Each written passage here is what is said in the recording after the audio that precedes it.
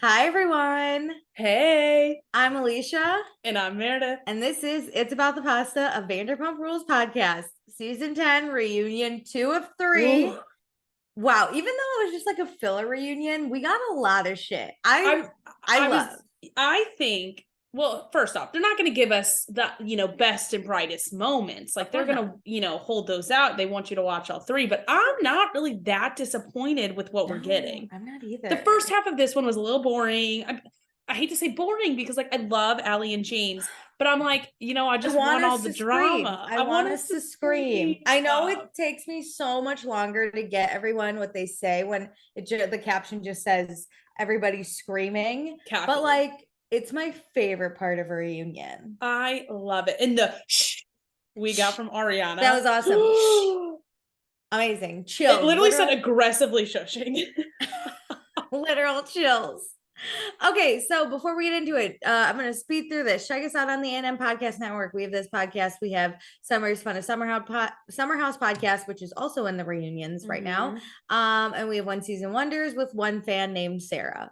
So then follow us on Instagram at Vanderpasta. Next week is when all my tweets will come out because I feel like the reunion tweets are going to get mumbled jumbled. I don't want to repeat and I want to know where I stand. And We so already go know. give that a follow right now so you don't miss Be them. ready. It's coming. And join our Patreon, patreon.com/Vanderpasta. Let me tell you what you can get. For $1 a month, you get access to all of our pre-shows that we do for normal episodes, not reunion episodes, because these are too long. We have so much to There's talk about. too much going This on. is what we would talk about on the pre-show. Yes, So I can't hold myself back. And then also you get access to any episodes we record early, including this one. For $2 a month, you get access to everything I just mentioned. Plus, when we go back and we watch old seasons, we will do an we'll do an after show. Sorry, my brain broke for a second. Sorry.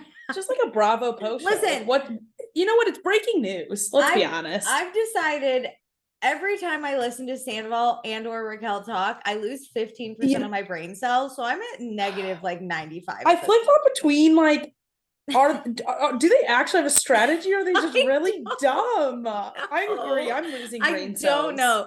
Okay, yeah. So we have this after show where we can still talk about Bravo news without giving away spoilers on the podcast. Also, we'll say your name on the podcast. God, I hope I can read. Thank you too. Brittany, Chris, Danae, Darby, Dee, Dustin, Gabriella, Jackie, Jamie, Casey, Katie, Kelsey, Chrissy, Lady Swamp Witch, Laura, Lauren, Sarah, Cameron, Tierney, Tiffany, Tonette, Tracy, Amy, April, Emily, Gina, Jennifer H, Jennifer T, Kirsten, Sarah, and Taylor, and Tiffany. Sorry, Tiffany. Nice. I just can't read. I have so many brain cells. Okay. That's all right. Also for $5 a month, you get access to everything I just mentioned. Plus, I will post during live seasons and you give us your thoughts, questions, opinions, concerns, whatever, and we'll read them on the podcast. Also, we'll pick a patron of the episode. So this week's patron of the episode is Lady Swamp Witch because she left us a review. And it's short and sweet. It's 5 stars. Oh, like a real one on like Apple Podcasts? Yeah, I skipped that because I wanted to save it for my patron. Oh my God. So Lady Swamp Witch said, love this podcast, 5 stars, and says, thanks for the podcast. You're freaking welcome, Lady Swamp Witch. You're freaking welcome. That's my favorite name. If I ever make it big and famous, this is gonna be my new handle to all my your stage name. But I don't want to like take it from her, so I'll ask her and maybe I'll pay her for the domain. Love. I'm assuming Lady Swamp Witch is a girl because wizards are men. Never forget. True. And the lady part. Not to be like sexist or anything, but I just think witches are just way more badass. I think of what's that movie? Women. What's the movie? The Halloween. Jesus Christ, I'm really going blank. Which one? Most famous Halloween. No, the most famous Halloween movie with the 3 witches. Oh, whoa! Why can't I think of it? Hocus Pocus. Yes. I literally thought you were talking about Twitches at first, by the way, and then I was like, no, it has to be a Halloween Town. Witches with Tia and Tamara Mori. Witches. And the first thing that came to mind with I movies was thinking is Sarah Twitches. Jessica Parker and Brett Midler in my head. Listen, I'm a and decom Kathy girly. and Ginny. I love her. am a decom girly. Live for those Halloween movies. We love. Okay, let's get into actual episodes. This is not a movie podcast. Goodbye. Especially a Halloween movie podcast. It is June. No, it is. Yeah, it's June. I will watch. I probably will watch Halloween Town tomorrow Halloween now. Town. Okay, so this is part 2 of the reunion. We do like a quick. We're gonna talk about the restraining order. Schwartz being a serial killer's wet dream. Sandoval and Raquel talking about how everyone thinks they're liars. James running away, probably to do cocaine. Can we talk about this really quick? Every time he gets up, he's like, "I have to pee." I think he really does. He's doing mad fucking lines in the bathroom. No, he's all right. Let's not shaking. start rumors about the number one guy in the group. Allegedly, this is what I read online. He is literally shaking in his chair. You're gonna tell me this man is not and he's running pretty quickly, so I think he clearly doesn't want cameras if he is doing it. Listen, I don't know for sure, but it would make sense.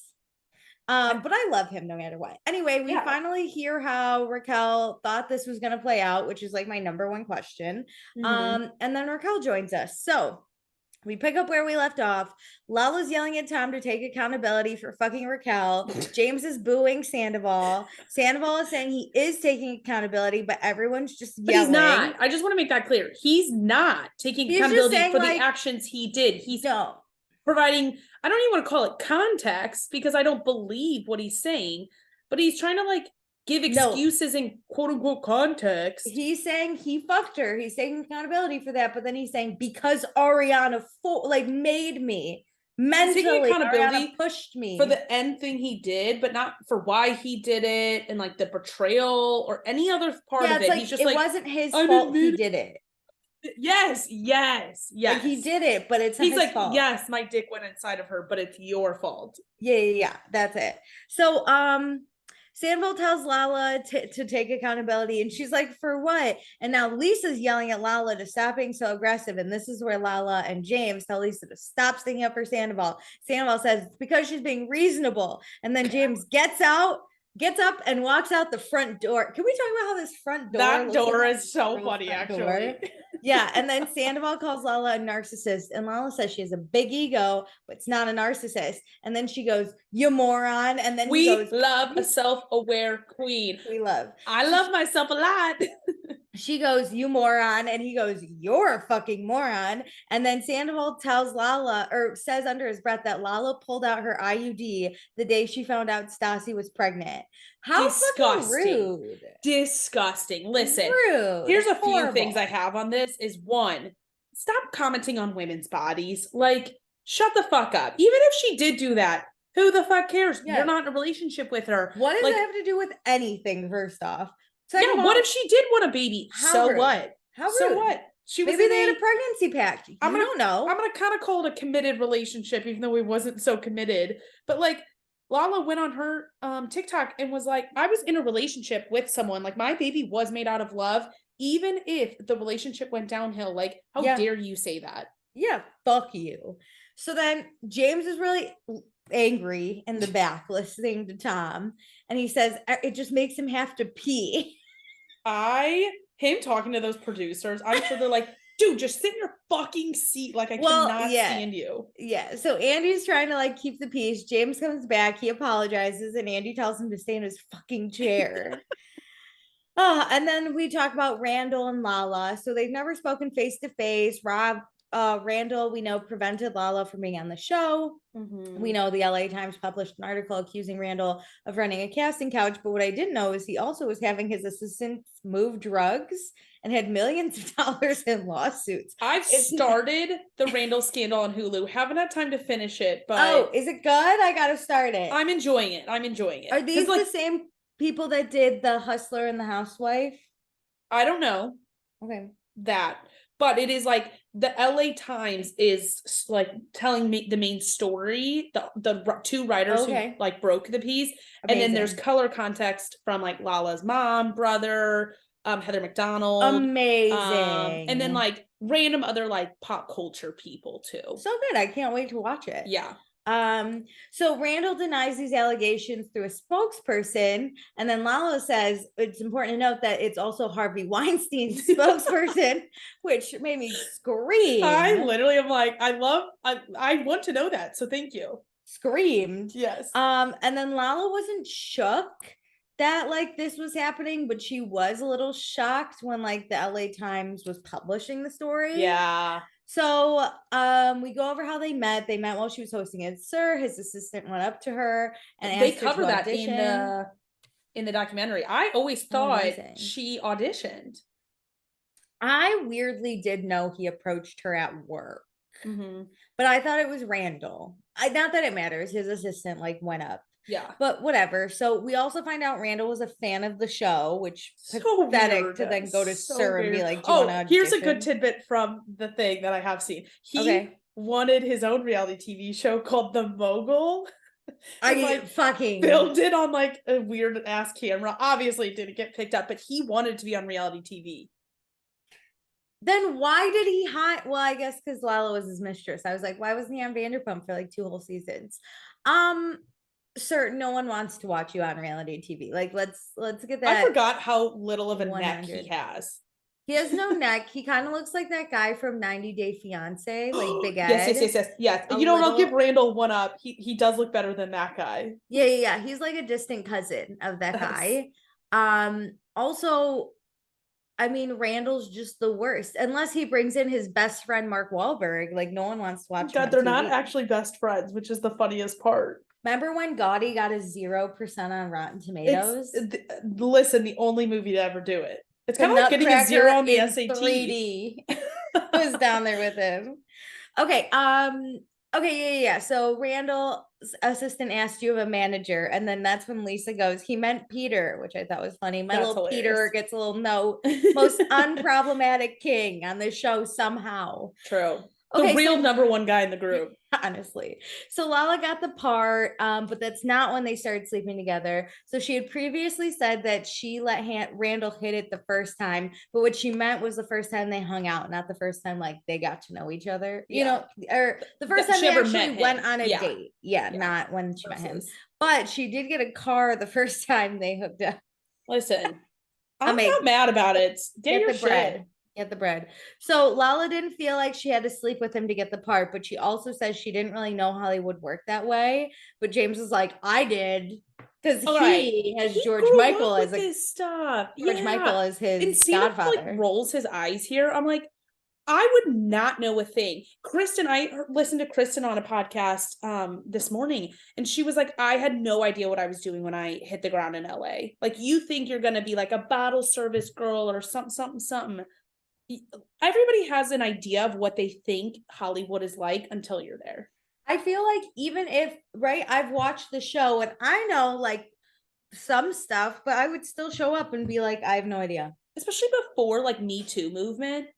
No idea. This was before that. The 2000s were wild. The wild west. So the 2010s were not much better. Like, we're just in the 2020s and we're like realizing the problems, just no one's fixing, and like realizing we can share information so much on social media. Just got power of social media. At this point, women were still like the enemy, so we just made it to somewhere. Oh my God, yes. So then James gets called out for sleeping with Kristen to get on the show. Oh my God. And then James says no, he created a story, and he looks at Lisa and goes, you should be thanking me. I love that. And I'm so tired of that comment. Like, Sandoval, everybody wanted to be on this show. Everybody did something to be on this show, or you want to be on the show. Yeah, Sandoval's like, no, you told people that. And I was like, he said he was just getting on the show either way, right? He's going to be a roommate or he's going to fuck the girl, right? He got it. He had a plan. And he followed through. And he says he was only 21 years old and Sandoval's 40, still making the same mistakes. So whatever. Okay, but Lala says she looks back. There were red flags with Randall, but now she sees life in a totally different way. She's been sober for almost 4.5 years. Woo! We love. Schwartz has not spoken to Randall since pickleball. Hope it was worth it. Good. James has never signed an NDA in his life. I don't remember this. Okay, here's the thing. Okay. If you signed an NDA, you cannot talk about signing an NDA. That's part of the NDA. I would tell everyone I signed an NDA, but I couldn't tell them what it was. No, like you don't tell people that somebody handed you an NDA. So like most of these people, even if they're saying no, could have actually gotten one. I don't even know what we were signing an NDA about was my point. I have no idea what this was. I think that might be in the Randall scandal thing. Like, I think he was just notorious for having people sign NDAs. Whatever. Fuck Which, Randall. like, to be honest, I'm not mad about that. I mean, when it like is used for like sexual like predatorship, I don't like. Yeah, like, that's I understand horrible. things people wanting to keep their secrets on lock. I mean, I bet Beyonce has everyone sign an NDA. Yeah. I want to get famous enough that everybody needs to sign an NDA. Oh my God, I would love to give out my first NDA. That'd be amazing. I've had to sign a few for work stuff. It's really funny when I get handed it. I'm like, all right, your stupid little secret. I'll keep it for 2 weeks. You're so lucky. Well, I do like brand announcements. Don't want to spoil. Oh no, Meredith told us that she signed an NDA, which she's not supposed to do. It's done with now. On a live podcast? Shit. They're gonna come for me. Okay, so now we're on our lunch break. Lala asked Katie if she's too out of pocket right now because every time Sandoval opens his mouth, she pounces. And Katie's like, nah, I just want to get through stuff. Schwartz does push-ups. Did he not go to lunch because like no one would eat with him and Sandoval went to hang out with Raquel? I think they didn't film him because if you're alone, you aren't filmed. Yeah, thing. Do you think he ate lunch alone? Yes. Okay, yeah. Which so people are like, oh, Sandoval abandoned him. Literally left his ass. Because it's not like Joe's sitting there, you know? Yeah, he had no one. He just probably was like, I go, you guys don't want to eat with me? He got his mental health break. Scheana, you don't want to? No? Okay. And so Sandoval gets driven to Raquel's trailer 100 yards away.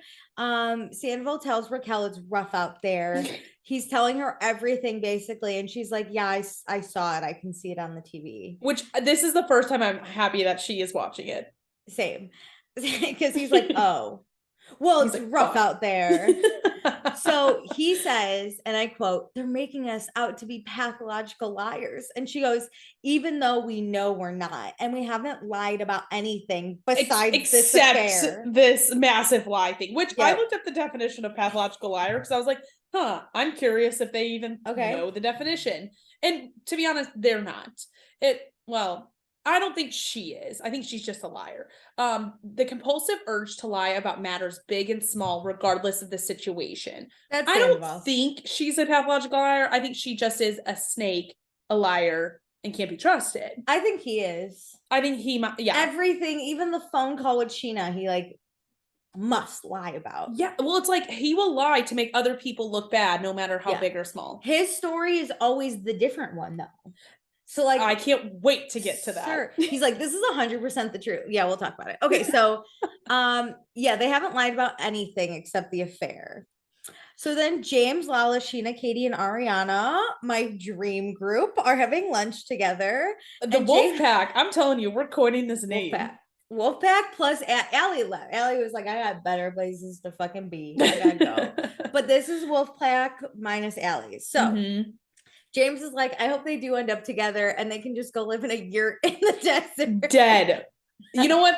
I would love that. They film next season and those two have to go live in a yurt in the desert. And we just like 5 minutes of every episode. Occasionally, like James will drive past the yurt and try and throw something out of his car to hit it. No, I want him calling Raquel while the Wolfpack like stands around. And it's a corded phone. They don't have cell phones. It literally is like in the yurt. Yeah, for sure.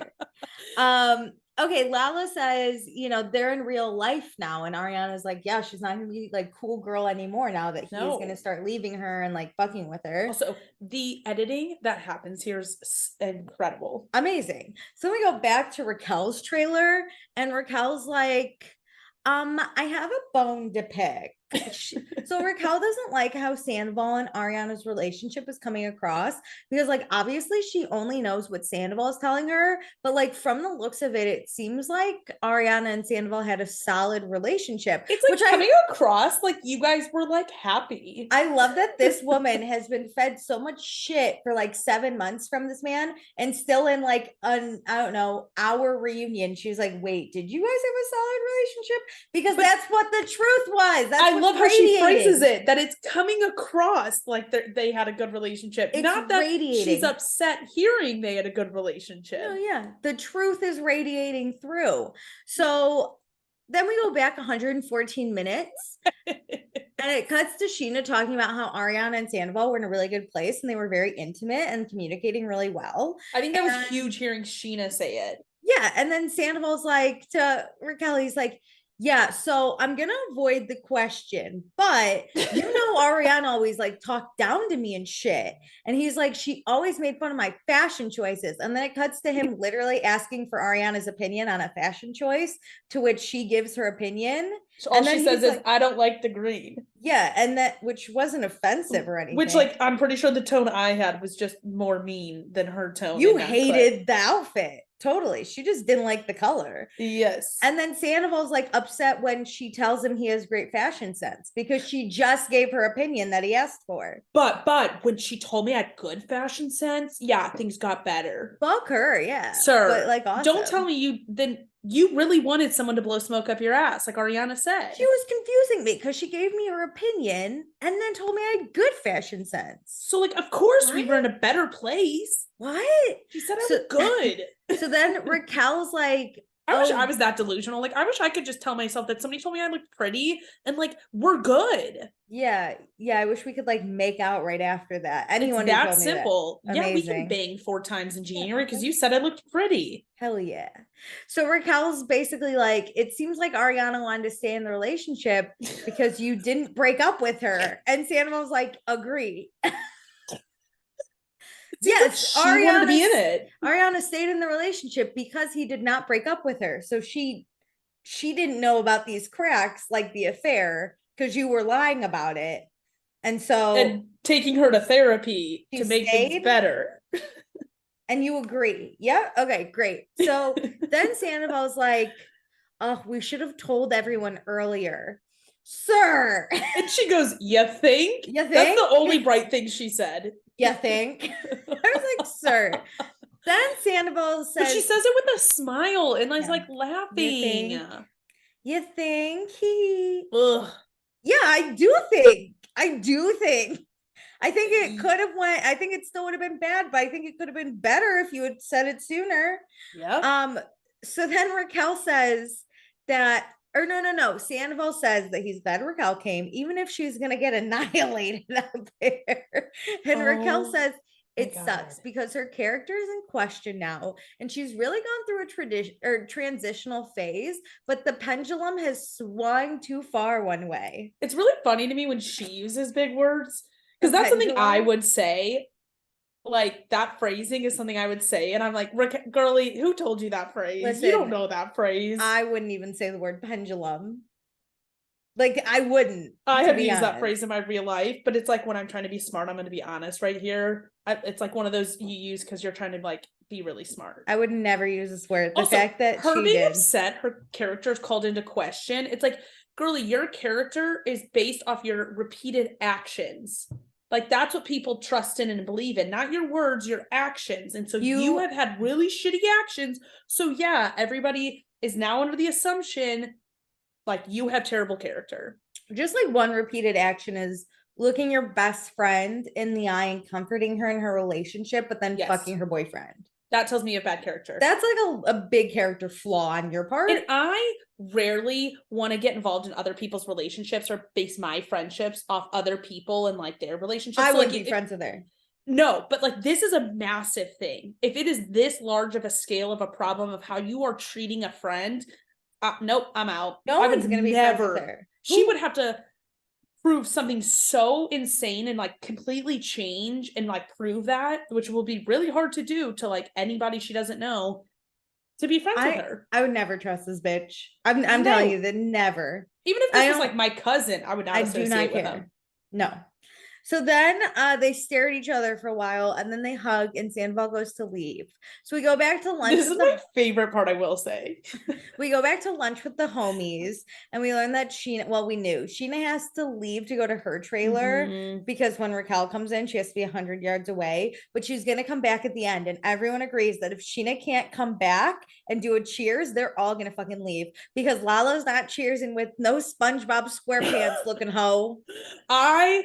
And I love this, and I realize the power voting block that they have, Like, amazing. It's their way or the highway. Like, their majority of the cast, they will get up and leave. We will see it later. Yes. But like the power Ariana holds. And the way she's asserting the power is honestly so hot. Oh my God. Like I want to be her and be with her all in the same breath. I would be high off of this power. Like, this is what I dream of. I don't want the pitfalls and the like horror that she's gone through, but the intensity I would feel even being adjacent to the power. Yeah. Oh, I would like you're Katie sitting right next to it and it's just like radiating. Like later when they're like, no, I'm like James kind of feels it a little bit because him and Ariana are on the same page. Yes. Lalo's right. Like the power. They're like witches. They're the witches. The new witches of WeHo. Oh my God. So then Raquel's trailer, Sandoval says he's done filming and then he goes back into the trailer and asks if they can like get a for real break and not be filmed. And the producers at first kind of confused and he's like, oh, you want lunch? Patrick, the producer, by the way, poor Patrick. Patrick's like, do you want lunch? And Sandoval's like, yeah, sure, but I want to talk to Raquel with no cameras. And the producer's like, oh, no, like in your contract, if two people are together, we like have to keep filming. And he's like, but we need time to ourselves. Like, Sandoval threatens to take off his mic and Patrick, the producer, the boom person gets right in there. Yeah, the sound guy is right there. So Patrick is basically like, look, Sandoval, like legally we have to do this. And Sandoval's like, legally, I need a break. Patrick's like, have a break. Then. You can have a break. You go sit and eat your lunch alone. And then Sandoval says he's going to call a Lyft and get the fuck out of here, which I saw a really funny TikTok that was like, this is how I know that he's a weirdo, because anyone else would have said, I'm going to call an Uber. True. People are like, is this a brand deal? And I'm like, I don't know any brand that would ever associate with him. Lyft. I bet you Lyft tweeted last night and was like, we would never pick him up. We would never pick his ass up. So Sandoval then yells that he needs a break from filming. And he doesn't want a camera on his goddamn face. And Patrick's like, hear you. I hear that you want to talk to her off camera. And Sandoval's like, yeah. And Patrick's like, no. So then Sandoval says that they don't feel relaxed and they have to watch what they say. And he's in a very delicate situation right now. Oh, and I was like, he just wants to coach her. The mask is slipping so much. He just wants to coach her. Like, that's all he wants to do is be like, okay, Raquel, let's go over the main talking points. Yes. And he wants to like soothe. He can tell she's obviously upset about the like Ariana and Tom are intimate. So he wants to like soothe I don't see any emotion from this woman. Well, he's like trying to like probably repair everything he has said in the reunion that she has clearly watched and he didn't realize she was going to be watching. And yes, to like reiterate the coaching on whatever is coming next. This is our story. This is what we're saying. Raquel, do you copy? And she processes. We're disagreeing with Schwartz. He didn't know until January. Yeah, got it. It's rough. So then we go back to the reunion. Allie's here. I love the Wolfpack hyping her up. They're all like, Allie looking hot. Yes. And I was like, yes. She does look good. Wolfpack. Good for her. She looks great. So Andy starts with Allie meeting James. She met him at James's show where Tom's cover band was performing. We know this story. I went over it, but basically her friend Zach was doing a story on Tom's cover band. Mm-hmm. And he dragged Allie to go and Allie did not want to go. And that's where she met James. Yes. So she does say that she has seen Vanderpump Rules because she's one of us and fell down the Bravo rabbit hole. I love her being honest about this. Yeah. But it's not like she's been a super fan for like years like we have. No. I mean, it'd be weird if I dated James because I'm obsessed with him and I think about him at least twice a day. Well, then we'd have to tell him that we bought a cameo. So, Andy's like, oh, since you watched it, did you ever find moments in James's past that worried you? Was nothing concerning? And she's like, no, it was concerning. But she said meeting him was very different. She gave him a chance to see who he really is. I think that's awesome. Sweet. It really shows her character. Yeah. I really like she wasn't going to hold it against him. She was going to give him a shot. I'm sure she went in cautiously, but... Yeah, I'm sure she was like, listen, we support fat people. Do you understand? We're not going to shame them. And he was like, oh, fine, whatever. So Andy talks to James about having the engagement break off and then meeting Allie 6 weeks later. And James says that he feels like, all breakups are processed differently and he had enough time. And Allie makes it clear that they went into things very slowly. And there are a lot of conversations that were had. They didn't just jump in. I think is huge. I mean, they kind of did. She says they kind of did jump in because then they moved in together very quickly. But yeah, I see how things go from like slow to rapid increase. But it sounds like they really communicated, and that's the key. And I respect her defending her relationship. Like, I guess hell yeah. It wasn't like, I always felt like Raquel was like, yeah, James is a fucking mess, but like, he's my mess. No, Allie's more like, listen, I understand your concerns, but I don't have those concerns. So you shouldn't have those concerns either. Yeah. Like, she's like turning it back. And she's like, I went in with like thoughts. We talked about it and I'm not concerned. Yeah. So then we talk about Lisa and James getting tea, and James crying about his emotions. And Lisa doesn't think that he was still hung up on Raquel. She just thinks Raquel was very like, and the situation was present on his mind, like the rejection and the hurt. But Lisa says Allie has been a pleasure to get to know, and she's very good for James. And also, James always cries with Lisa. And then we see when James got fired, and that is so literally, true. I forgot how good that is. When Lisa's so embarrassed, and she's like, pull yourself together. Oh my God. Which I also agree with that. Like, I don't think James, like, before filming was like a blubbering mess about Raquel. He probably never saw her. But then when you have to film with these people, it all brings it to the surface. And I think he was angry, right? Like, literally, she handed the ring back on television. And then all the fans were like, go Raquel.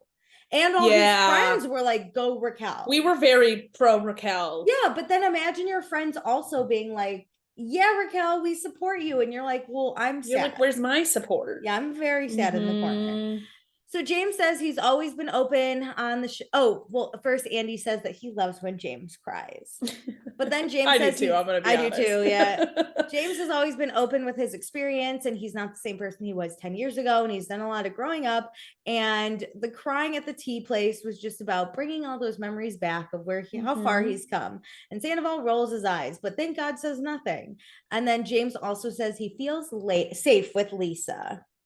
Which is so sweet. So then we talk about how on the girls' trip, Raquel told the girls in the car that James went off on her parents. Like how her Which that's not funny. It's not funny. It's just like so wild because James really did do this. I really think like you should respect people's parents your own. I feel like my God, of course. I treat my parents like shit and I should treat them better. But like, I don't do this stuff to them. This is so horrible. But like, okay, I kind of maybe thought like Raquel was exaggerating a little bit when this first happened. But like the fact I believed it wholeheartedly. Okay, so basically he said something like her dad is miserable for marrying a fat bitch. And James at this reunion is like, yeah, I shouldn't have said this. Oh my God. Well, he says like, at first he's like, cat, like, he doesn't fully say I shouldn't have said it. He's like, yeah, looking back, I it wasn't great. And I'm like, no. And then he's like, okay, maybe I shouldn't have said it. And I'm like, that would have hurt. I was just like, my God. And I love Allie being like, unacceptable. We don't call people fat. And I'm like, well, no, she goes, I don't think we should use the word fat ever. And I said, well, fat, it depends how you use the word fat. But like if I said I got fat wallet, hell yeah. I think we're talking about people. I knew what Allie meant, but the way she said it, I was very like, oh, my poor little skinny Allie. It's okay. I really do. I don't think women should change men, but I really do think Allie like is a positive influence, like Lisa said. Like, I think James wants to be a better person. I think he does too. This was just, I think his temper really does get the best of him. Yes. Okay, so James says Raquel's parents said some nasty things to him too. And this is when Sandoval whispers to Schwartz that James also said the same thing to him about his mom. I was like, James texted you that your mom's a fat bitch. James has really got to stop with the fat stuff. Like, it's not cool. It's too far. I know we like really laugh about the Katie stuff years ago because it's just the situation was so funny. But this is like, James really does need to cut this shit out. Not cool. No, horrible. So then James says that Raquel's mom would talk about his dick at dinner, like about is it circumcised and what does an uncircumcised cock look like?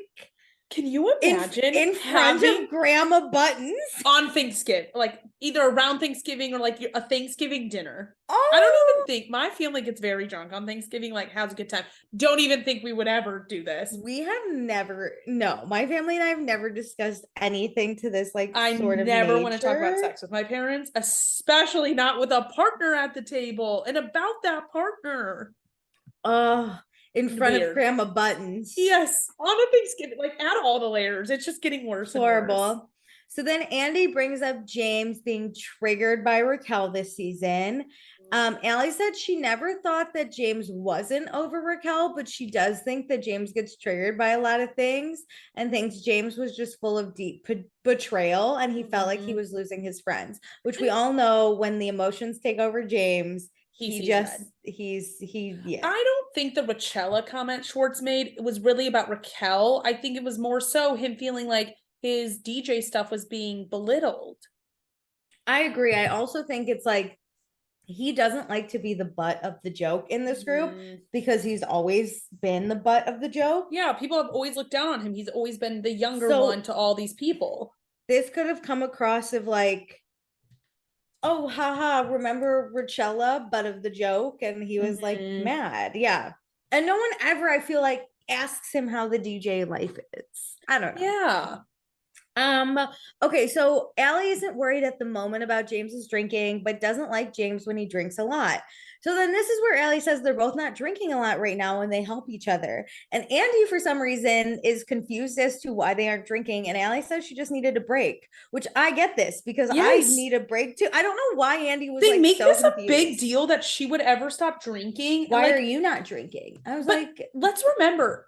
Lindsay Hubbard over on Summer House is doing the same thing and everyone applauds her for doing this with Carl.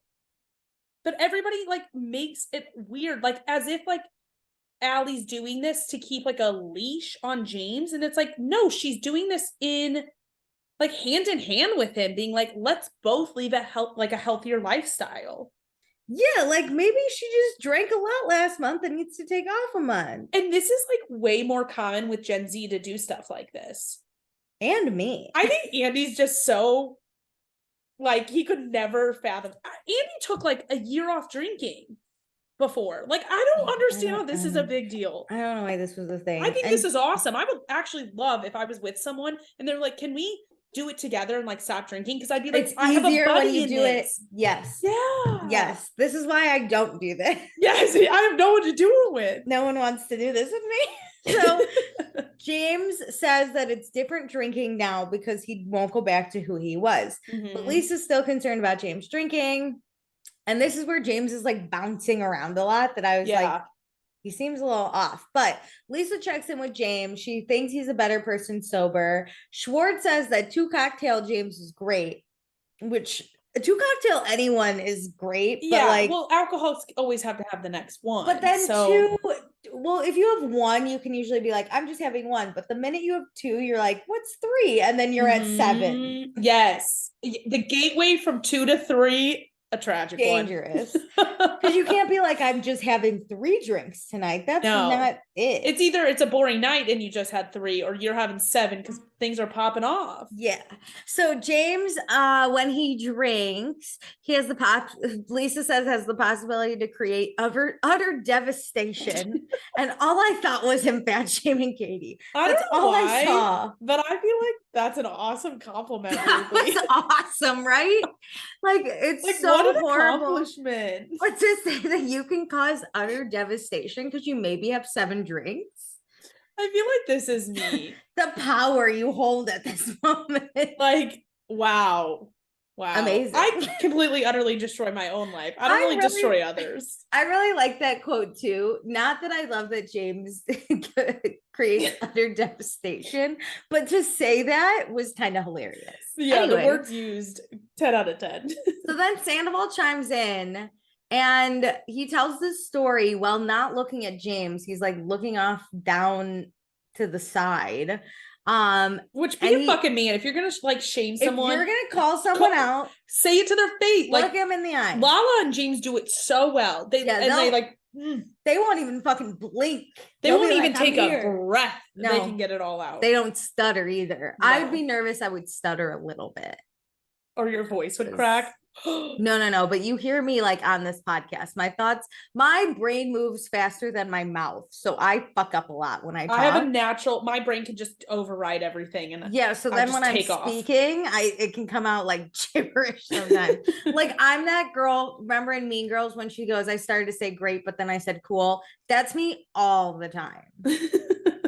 All the time. So Sandoval tells this story about how they had a deal in Atlantic City and James was brought into it. And then James got drunk with no shirt. And James goes, Schwartz was Schwartz too. And so then James got escorted out and he slapped some waitress on the ass. And the waitress had to sign a form to say she wasn't going to sue. Which employment lawyers have been saying on TikTok, that doesn't hold.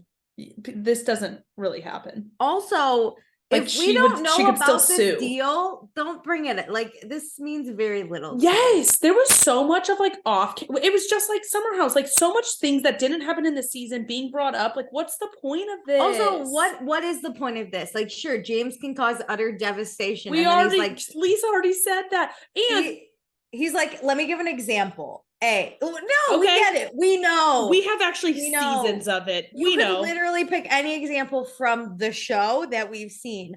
Also, like, are you just sitting here because you've caused utter devastation into everyone's life here? Soberly, I must cause utter devastation. I must point out someone else's utter devastation to my life. Push people down so he doesn't look so terrible. And I saw this on TikTok.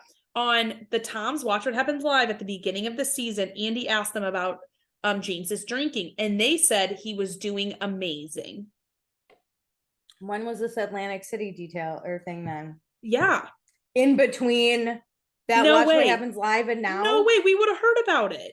James hasn't been to Atlantic City in at least 4 years. No, I'm just kidding. I have no idea. But prove receipts. This is kind of like Paige bringing stuff up on Summer House. I'm like, give me some receipts. What? Yeah. So James is like, that's great, you guys show up drunk and get paid all the time. That's great. And he goes, I do a whole fucking show, which I was like, not wrong. And then Sandoval goes, you were shit-faced climbing the rafter. That literally set me off, like in a positive way. I'd be thrilled. If he was climbing rafters. Where were the cameras? There's not one video of this. Someone sent me a video of this immediately. Yep. And then James says that his DJ business makes fucking tenfold what you couldn't even imagine. And then Andy goes, we're talking about James's drinking. like he's like, let's bring it back. And then Lala says, listen, this is a sensitive topic at the end of the day. And the Toms drink very heavily, so they don't have a say on James's drinking at all. Fucking men. And Sandoval goes, but it's how we react to the drinking. And I don't smack girls on the ass. And Ariana goes, no, you just fucked my friend. Yep. Sir. Yep. And then he sets himself up all the time. Yeah. And then he just for people to comment back. That's irrelevant. And they all shout at him to shut the fuck up. And then he says, oh, this is just the get out of jail free card. And James goes, yeah, it fucking is this year, you mustache prick pussy ass bitch. There is always a, like, I'll say loser of the season who did something the most wrong. And we're always going to bring it up anytime they comment.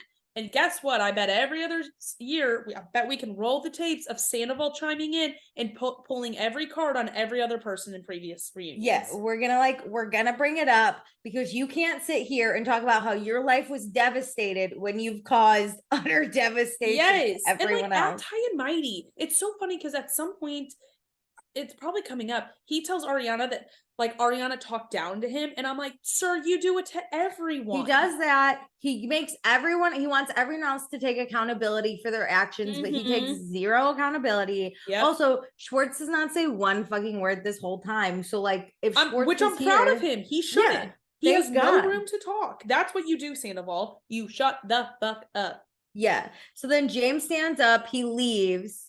And as he calls Sandoval a fucking mustache worm bitch. Amazing. Love. Amazing. So then James comes back. Then we talk about the therapy. Allie told James he needs a therapist. Allie says everyone should see a therapist, especially men, especially James. James says he's met a very nice therapist, which honestly could have just been his problem in the past, because finding the right therapist is very important. It's honestly sometimes harder than dating. Just kidding. Dating's way worse, but because it's all men that we date. At least the therapist, we could have a nice woman. Yeah. Yes, I actually seek out women therapists. I do around too. My age.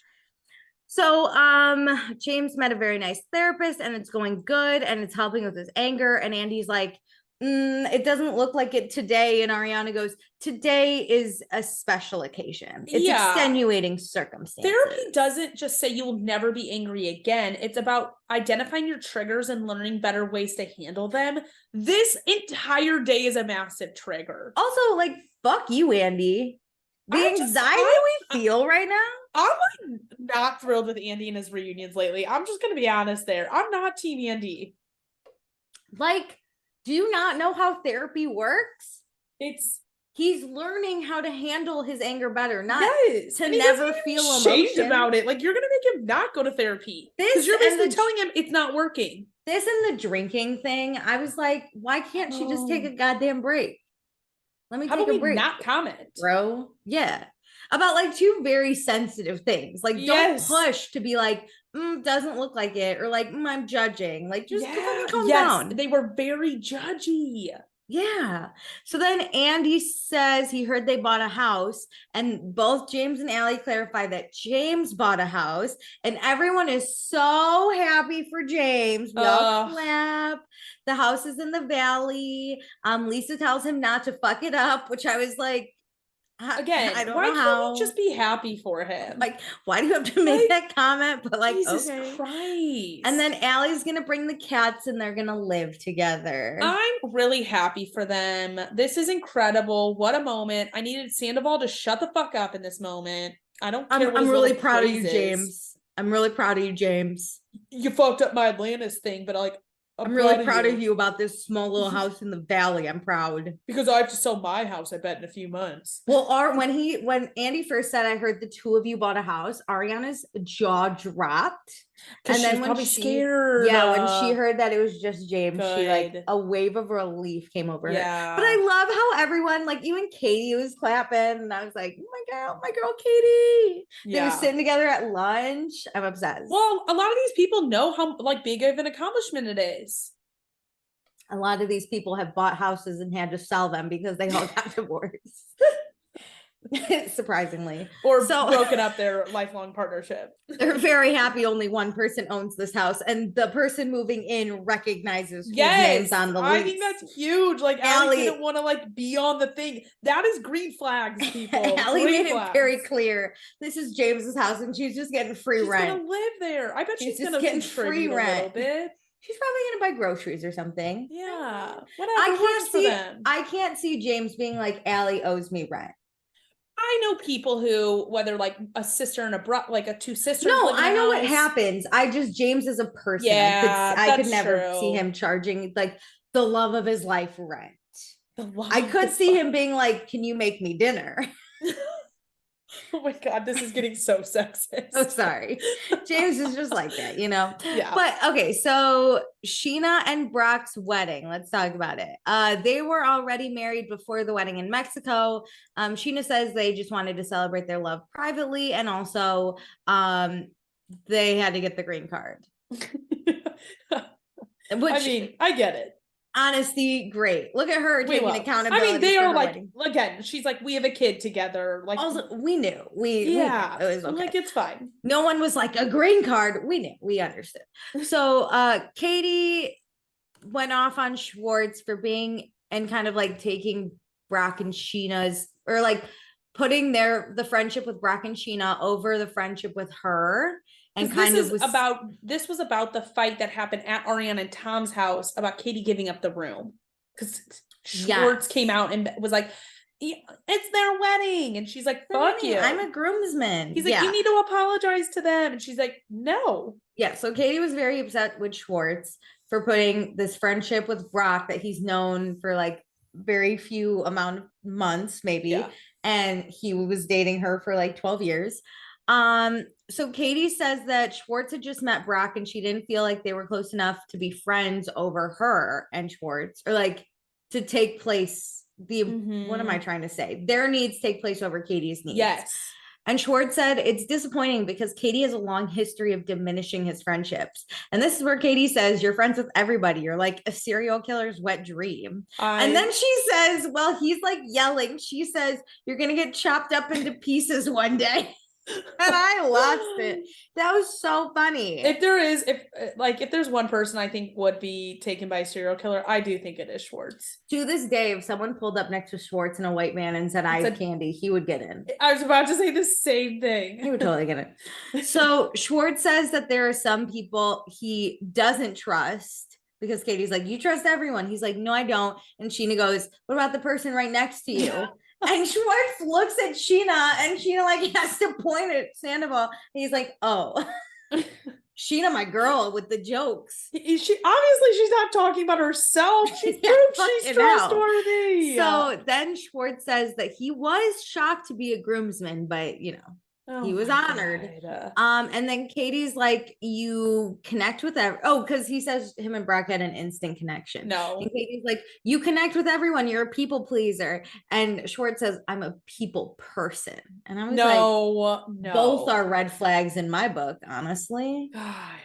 If my boyfriend was like, I'm a people person, I'd be like, oh, I would say like I'm a people person. I always say like I could talk to a brick wall and I'm sure I have a time or two. Like there are people who can just like jive with anyone. And I do think Schwartz is that, but he takes it a step further and it's really self-destructive. And especially for his marriage. He will put other people down to please others. Yes. Yeah. He will literally lie to a friend's face that their significant other. Horrible. But he'll drop hints. But he'll drop hints because he's a psycho. Gross. Amazing. Okay, so Lala and Allie had chatted on the catamaran about James and his temper. Allie said at the time she was open to hearing what Lala and Raquel had to say to her about her relationship, but looking back, she feels like she could have been more protective of it. And Lala says she was just triggered at the time and didn't want anything that happened to her to happen to any other girls. And I have a take on this. Like, I don't think Allie, even now, was like upset by the conversation. I think she thought it was really heartfelt, and I think it was too. I think it's because it was filmed. It's like she regrets having her relationship kind of, not that it was attacked, but be questioned maybe. Yeah. Like so much. I agree because she's obviously not used to this. Mm-hmm. And then for like not only James's ex-girlfriend, but his ex-hookup to like keep telling her about James. Yeah. And there's nothing more storyline. There's truly nothing more frustrating than when you're dating someone and everyone, like his exes, are telling you about him and you're like, I know him, I'm dating him. Like, don't. But I don't think she was like against it. I think she was just kind of like hyping up Allie. Thank you. And it kind of, when you hype someone up in a relationship, it does kind of always look like then like you're there's putting a detriment the other one down. Yeah, but I really think she was like, be independent. Like, I agree.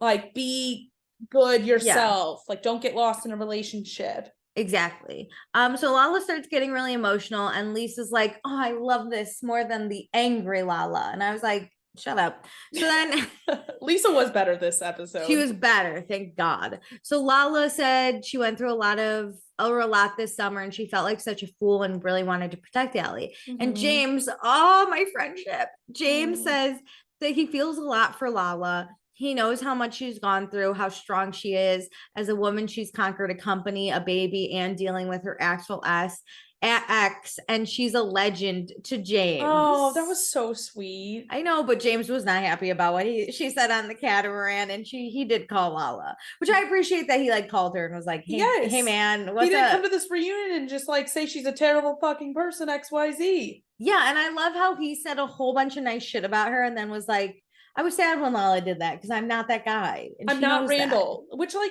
I get that. I get it. I'm not XYZ. So like, I don't ever want to be associated with that. But I also think James probably took this more at like opposed to Raquel. He saw Lala more looking out for Allie. Yeah. Opposed to it felt like Raquel was trying to deter Allie from dating James. Yeah. I think anything that Lala says though gets associated with Randall. And that's like, yes, where he's like, yeah. So, Then we talk about Canyon Club when there was that rumor that James got like escorted out. I think Raquel told Charlie about it. Mm-hmm. It was that night that James called Scheana Miss Pumpkin Pie or whatever. Oh my God.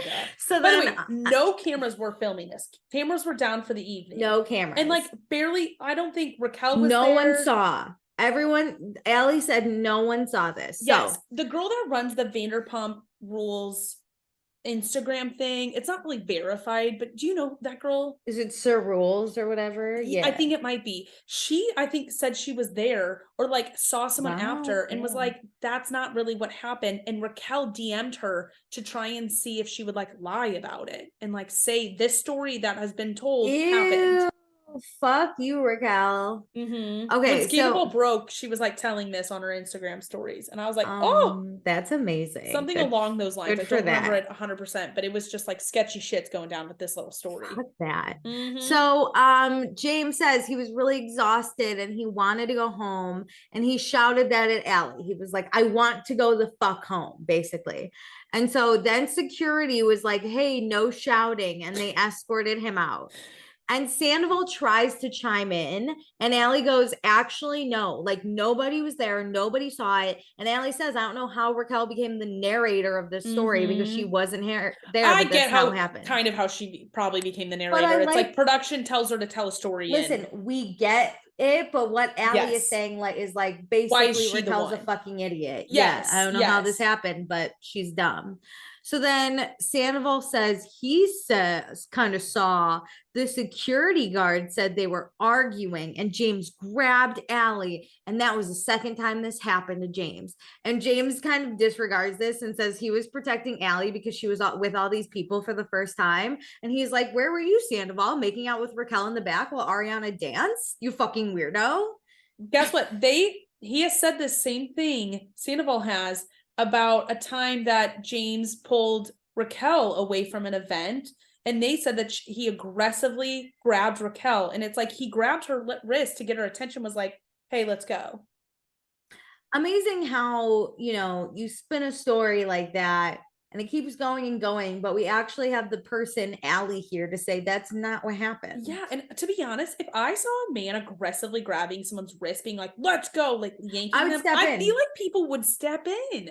I would step in, but if I saw a boyfriend grab the girlfriend and say, "I want to go the fuck home," I'd be like, "Take me with you, dude." Like loosely grab a wrist. That's not weird. That's how people get it. But sometimes too, right? Like, have you ever been at a party or like a club where your friends aren't paying attention to you, so you aggressively are like, "Hey," and you're like smacking them, like pay attention. Because sometimes, like, if it's loud too, you need to like grab a body part so they're looking at you and they can like hear your stuff. I don't know if it was loud, but I just don't like.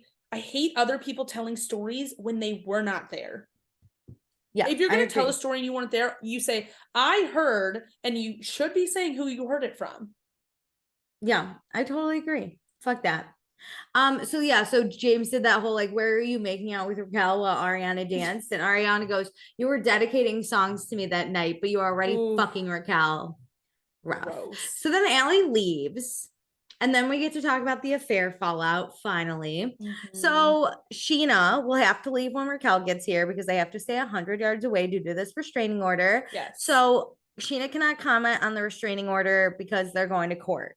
So Andy asks a bunch of questions. She says no. So Andy asks everyone who thinks Scheana punched Raquel.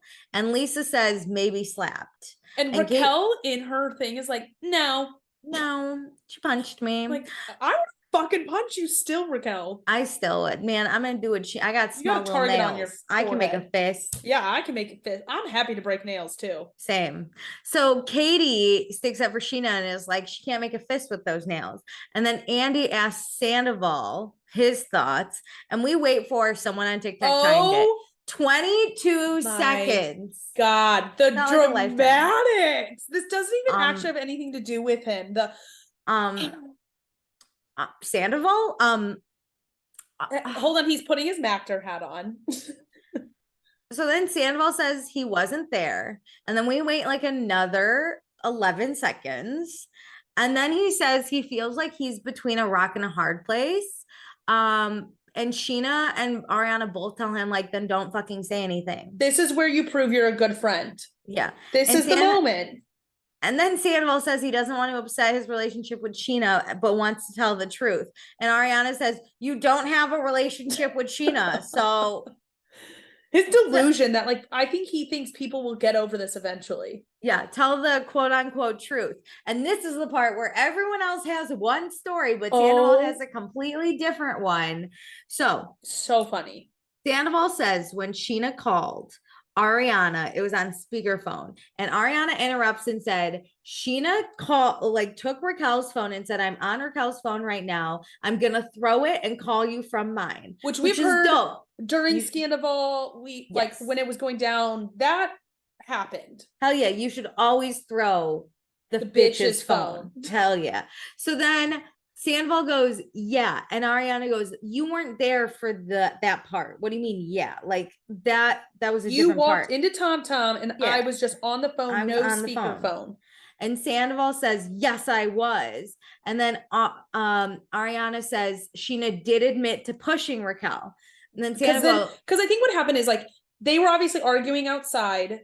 She took Raquel's phone. Ariana called Raquel. Ariana and Sandoval, where they were at the back of Tom when everything happened. And then they were obviously they took an Uber. And so she's saying Sandoval walked inside to like do something while Ariana's on with the phone against her ear talking to Scheana. And that's when Scheana on Raquel's phone. Yes. Because and then she called Raquel and said, tell me everything. And then Scheana took the phone and said, throw it. Is walking, throws the phone, calls Ariana on her phone, and then Sandoval and Ariana get into a car, and then they go on speakerphone. Yes. And that's when Sandoval was with Ariana's phone. But he's trying to say he was with Ariana's phone the whole time. On speaker. So dumb. I don't believe that happens at all. Sorry, keep going with what he says. Yeah. Okay. So, Ariana says Scheana said, like, I just pushed her or whatever. I pushed the bitch. And then Ariana just says pushed her, whatever. Yeah, I pushed her. And then Sandoval says, no. Scheana said, quote, I just punched that bitch in the face and threw her phone in the street. And then he said he'll take a polygraph to prove he's not lying. I have two things with that. That is not something Scheana would say. No. Do you remember when Sandoval and Ariana, that bitch in the face? Never. He's like, she definitely said that. Do you remember in the season when Sandoval said something and Ariana goes, I would never use those words. Yeah. She's like, I don't use those words. That was this. Scheana would never say it like that. I think she would be sobbing and be like, oh my God, I just punched her, if she ever did that or said it. Also, Scheana already told you she was going to throw Raquel's phone. Why would she say that again after she punched her? Like Lala would say, I punched that bitch and I threw her phone. If I tell you I'm gonna call you from my phone, I'm gonna throw this phone first. I throw the phone, I punch the bitch in the face. I then will take my phone and be like, oh my God, I just fucking punched her. Yeah. Like, that's what I would say. I wouldn't be like, and I threw her phone, remember? Like, what? It just made zero sense. So then Ariana goes, I remember thinking you're a liar. Also, him saying he'll do a polygraph, those are not, like, they don't let him in court cases anymore. But if he was actually telling the truth and believed it so much, he'd be like, I'll speak in court about it. A get on the stand, bitch. Proves nothing. There have been multiple studies done, obviously, that polygraphs do not always, they're not accurate. No, basically. So then, Lala says that she talked to Scheana on the phone too, and Scheana never said that she punched Raquel. And Sandoval goes, yeah, she did. I heard it. And then Scheana starts yelling and tells him to stop. And she was on the phone with Ariana, and Ariana didn't hear that. So Sandoval needs to shut his fucking mouth. Hell yeah, you're doing damage, dude. This is like, why would you lie about this? Yes, because, like, let's say we already know that like court case didn't happen, whatever. Dismissed, yeah. But, like, can you imagine if the court case did happen and then it got, like, that would just be one. Like, they would probably have to have multiple and present evidence. Like, this conversation could have gotten pulled into evidence. Like, you're setting your friend up, who you're saying you're a good friend to. Later in a minute, he's about to say he's like a good friend for 15 years. You're not being a good friend now. If I knew, like Raquel's about to say she's going to drop this, if I knew that was about to happen, I'd shut the fuck up. Yes. Also, this comes later, but Raquel drops the restraining order or whatever, which we knew we'll about that. But do you think Raquel would have done that if this was real? If she really got punched? I think she might have, yeah. I don't think so. I think so because because of the backlash. The backlash. That's true. I mean, the backlash came because nobody believed it. But I think she filed it because she thought she would get sympathy. Like, I mean, Kristen legit got slapped and didn't even file something. That's true. Backhanded. I mean, she threatened, and we saw it on camera, so there was proof. Like there was fucking it. I'm just kind of shocked that like Stassi still didn't get something. Like that happened on Teen Mom. Like they pulled footage and still charged like Amber on Teen Mom with stuff. Yeah, that was Gary wild. Didn't do the charge. It's like the government charged her. Yeah, and listen, like no one else. I mean, there were people at Watch What Happens Live. No one else was like, "Yeah, Scheana punched her."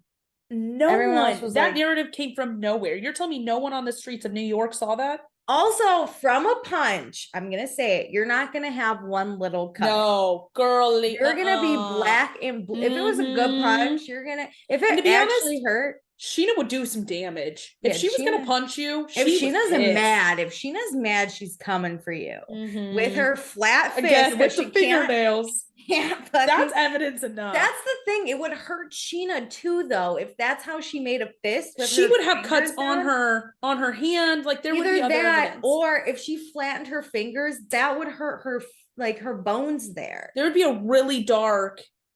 It makes zero sense. No. Zero. So then Andy's like, okay, Scheana and Raquel were really close when the affair came out. They were at Watch What Happens Live together, actually. And Scheana says she will never be friends with Raquel again. And that's a fucking real one. Yeah. Like, I feel like Sheena's a person who would say never, like, about any other fight she's had. But this one, we're done. And Scheana says she had suspicions, but later, like around January, February is what I think they said last episode. Yeah. But basically, Lala and Katie came to her and like told her everything. So she sat down with Ariana and discussed it. And Ariana said that she didn't think there was any truth to it and that neither Sandoval nor Raquel would do that to her. God, I would fucking break down if someone said this about me and I was like, a terrible person. 5 months later after like the filming stuff. Yeah, we couldn't even do this like before filming to like spare Ariana.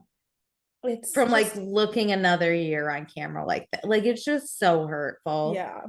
So Sandoval said, Scheana also said Sandoval told Raquel that him and Ariana had an open relationship.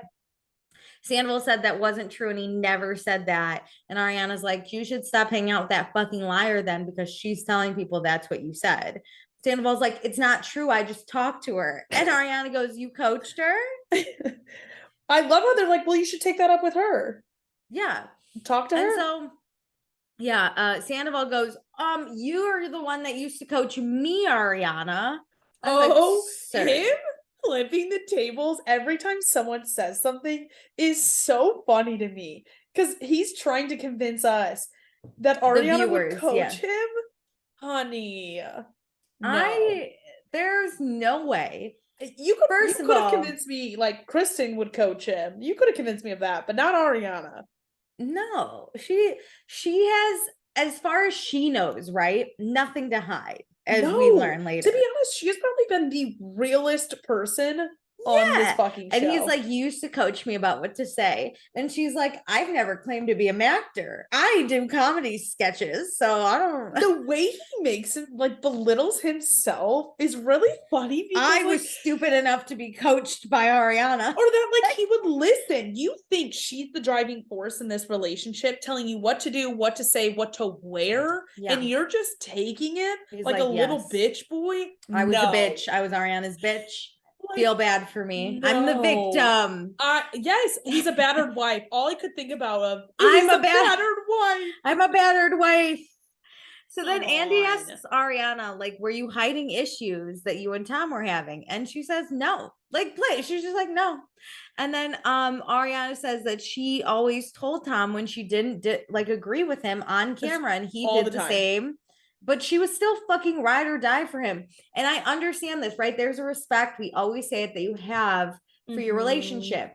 Yeah, you argue with them and stuff, but like you do the real talking off camera behind closed doors. Yeah, like the really nitty gritty stuff. I understand. I'm not asking to let everything hang. Yeah, but like let us see a few cracks so we can understand how you work through some them. Arguments, like that camera or even the like conversation, even though it's fake from Sandoval's side this season, where they were like talking about issues and how they're not having sex and they don't feel connected.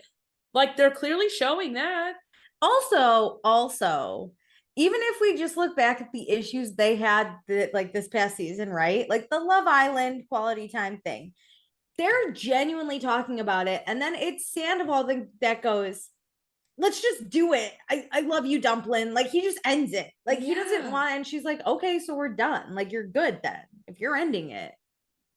You're the one with the problem. And you came to me and we discussed. It bothers me so much because she uses I language when she's talking. She's like, I have always been very open. Whatever. And he only uses we. He makes it a we problem when it's your choice, Sandoval, what to bring up on camera. And it's Ariana's choice individually what to bring up on camera. Yeah. And so you're blaming her for you not bringing things up too. No accountability, if you will.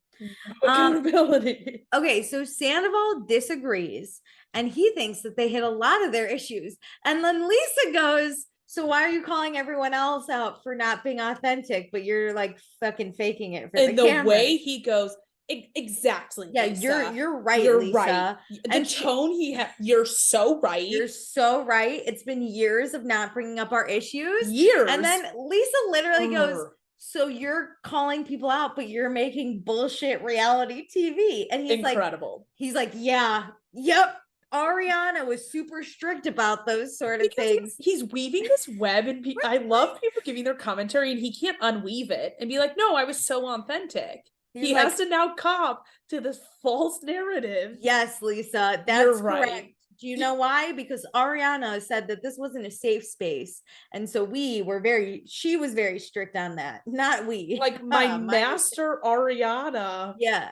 Send me the lines. Yeah. But then Ariana's like, hey, Ariana, or not Ariana. Andy goes, hey, Ariana, let's talk about all the things you did talk about on camera. That you are open with. Intimacy issues, body image issues, mental health issues, sex life.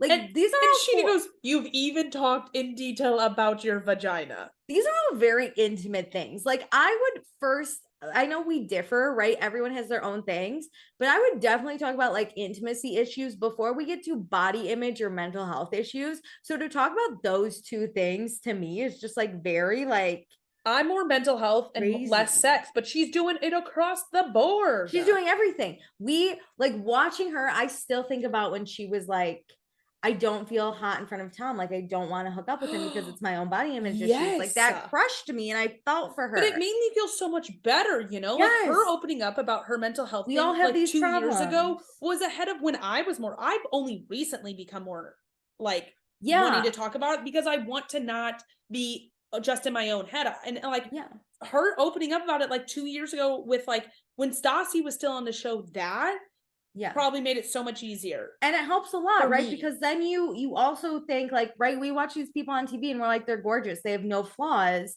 So then to see someone who we think is so beautiful and amazing have these body image issues, you're like, wow, everyone has it. Ahead of the curve. That was like what, season 6 or 7? Ahead of the curve. She also talked about how she literally felt like driving off a cliff sometimes because her depression was so bad. I did too. That is such a big thing to bring up on TV. And here's Sandoval, like, because that's rooted in so much shame. Like you don't tell people because you're so ashamed you're having these thoughts. It's hard. I want to deck him. Like I literally, everybody gather your pitchforks. Like I want to go after him. We're going. So then Andy's like, so Tom, what weren't you sharing? Yes. What are we sharing? And Ariana goes, cheating. Which is a good call out, right? You're not showing us everything because you had a full affair. His side eyes in this part literally hilarious. Hurts my brain to even think about how much he's side-eyeing. I can't side-eye like that. Like breathes when he does it, like white a little from his eyes. Yeah. So then Sandoval cannot come up with like a specific example, but he just says that the level of disconnect was not addressed. And I was like, yeah, it was. So we talked about not even with ourselves. So you're telling me you want like the both of you to bring something else up that you guys haven't even addressed? You haven't even recognized it. Like, that's like telling me I need to read history books that haven't been written yet and history that hasn't taken place. It's wild too, because he did come to terms with the affair he was having, but that was off limits. But she needed to come to terms with it and be honest about him cheating on her that she didn't know about. She was supposed to follow him. Remember? That's it. She wasn't doing her part, so then they could talk about it on camera. Yeah, because why would I trust my boyfriend of 10 years when he says he's going to his best friend's house? And then I track him and I see he's actually there. One time track him. Yep. That's right. So Ariana says that everyone has issues in their relationships and you either address it or you break up. But Tom was already stepping out on the relationship. Mm-hmm. So like, when she goes, you are either address it, he goes, I did. Well, sir, then if we addressed it, are we done? What's your issue? You got to do the other thing. I'm literally sitting here going, so what is your beef if you addressed it? We addressed it. We talked about it. We were open. Move on or you break up. Again, you still don't step out on the relationship. Do you know how mad I get when we address the same thing every episode? I'm glad this was only one episode because we addressed it and I thought he thought it was address it or move on or break up. You got to do one of those three. So like addressing it, he got to cheat with that. So then Ariana says Tom disgusts her and she can't even look at him and he can stare at the side of her head and he goes, that's fine. The look, he's like, that's fine. The look of disgust on his face because she doesn't want to look at him. So then he goes off about how she's the villain and she always talks badly about him and called him dumb. And Ariana's like, I've only called you dumb today. I've never called you dumb. And Katie, then you hear in the background, she's like, oh my God, Sandoval, you're crazy. You're delusional. And Sandoval keeps going on about how Ariana called him dumb. And Ariana said, you know what? I'm going to use your tactic against you because you told me that when someone's saying something wrong about you, you never let them finish a sentence. So here we go. And Tom goes, that's your tactic. Like, no.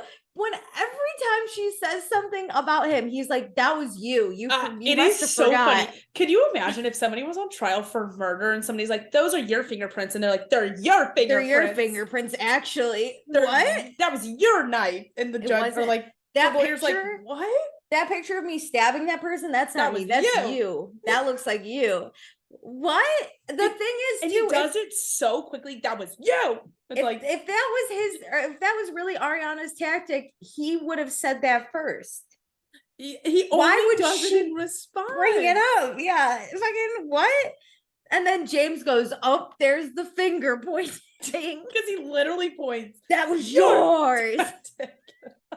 And then Tom's like, that was your tactic, motherfucker. And Lisa's like, did you just call her a motherfucker? And he's like, yeah, I did. She's like, no. Again, so that is the least offensive thing he said all day. Meanwhile, Sandoval's like, it's all propaganda. So everyone on Ariana's side loses their shit. They're cracking up. They're like, propaganda and accountability. The words he's using are he's so like a North funny. Korean dictator. And especially with the mustache. When he gets frazzled, his mask slips. And it's so funny because Lisa's starting to catch it. And she's like, what are you saying? You just called her a motherfucker? Sir, rein it in. The propaganda. When he went out and chain smoked, it was like so funny. He's like, I'm screwing this up. I love the chain smoke. It's so good. Okay, so then Andy's like, hey, before we adjourn, Scheana, I have something for you from Raquel. So Raquel talked to her lawyer and they filed a request to dismiss the hearing altogether. And everyone claps. Would you like to go into what you researched? Yeah. So when this actually happened and was like filmed, we obviously knew Scheana got a piece of paper and whatever. Nothing was filed in the courts. This was not filed. This is either a fake piece of paper, like maybe it's a real document that could be filed. Nothing was filed. Well, they really went to court. And by they, Scheana and her team went. And I Googled this because my resident lawyer, Christopher, my father, I remember asking him about this stuff and like, could they be in the same room? And like your lawyers could come together and decide like, for today, even alone, like, we're not gonna enforce it. Like, it's up to Raquel to enforce a restraining order. Like, cops aren't just gonna follow like Raquel along and like protect her. And so like they could have drafted a letter to like actually have them both sit on stage. Obviously that didn't happen. Like, Raquel would never want that. But I asked my dad also about like temporary restraining orders, like, and then like real ones, and laws are different state to state. So I actually Googled about California state law. If you have a temporary restraining order in a court hearing coming up, you cannot drop the case. The only thing to do is just not show up to the actual hearing. And so like that's what Raquel did. So like essentially, yeah, it got dropped, but it's not because she filed something to drop it. You can't drop her temporary restraining order. It's only for 30 days. It's meant to be temporary. And so there's no dropping it. Amazing. Like, you're her amazing. Little performance, it's so annoying. It's for sympathy. Like, she wants to be told she's the good guy. Yeah. Like, bitch, you're not. Well, whatever. Lala says she's thrilled because the court system's a fucking bitch and Scheana can be present with her kid, and Scheana breaks down, starts sobbing. I felt so bad because, to be honest, I'm like, oh, like, how troubling could this really be? Like, come on, you just hire a lawyer. In my mind, I'm like, law to me is just very cut and dry. Like, hire a lawyer and they'll handle it, whatever. We also don't have like dependents or like that too. Or like the emotions behind this. These are your friends. Like, you're mourning two friendships while having to deal with something you don't understand. Lala starts speaking about how this has taken a toll on Scheana, and Sandoval starts to speak about how he gets it, but this is where Ariana shushes him. Because don't tell me you get it. You do not have a temporary restraining order. Also, not your moment. So just shut the fuck up. Pull a Schwartz and be silent. The most silent man. Or Ariana will silence you. So then Scheana cries about the betrayal of two of her best friends. It cuts to Raquel in the trailer. Dead face. She must be processing or something. She feels nothing. I'm like, is the audio working in there? I know. She's just like, she's not even watching the reunion. She's like watching Teletubbies or something. She's watching SpongeBob. Or SpongeBob. So Scheana is sobbing about how Raquel was her sister and she would have done anything for her. And like Summer Moon has all this anxiety because Scheana has so much anxiety about this. And Summer Moon was hyperventilating and Scheana was like sobbing. And then it cuts back to Raquel. I couldn't even cry with Scheana because it kept cutting back to Raquel. And it made me angry. Yeah, I was just like, what? Again, like nothing. My heart was breaking and then my heart was on fire and rage staring I at was just little like, Rachel. Bitch. Nothing on her face.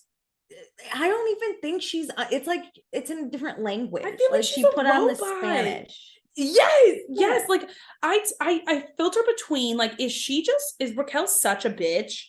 She has no feelings towards like Scheana. She doesn't care at all. She's just blinded by this like stupid little relationship.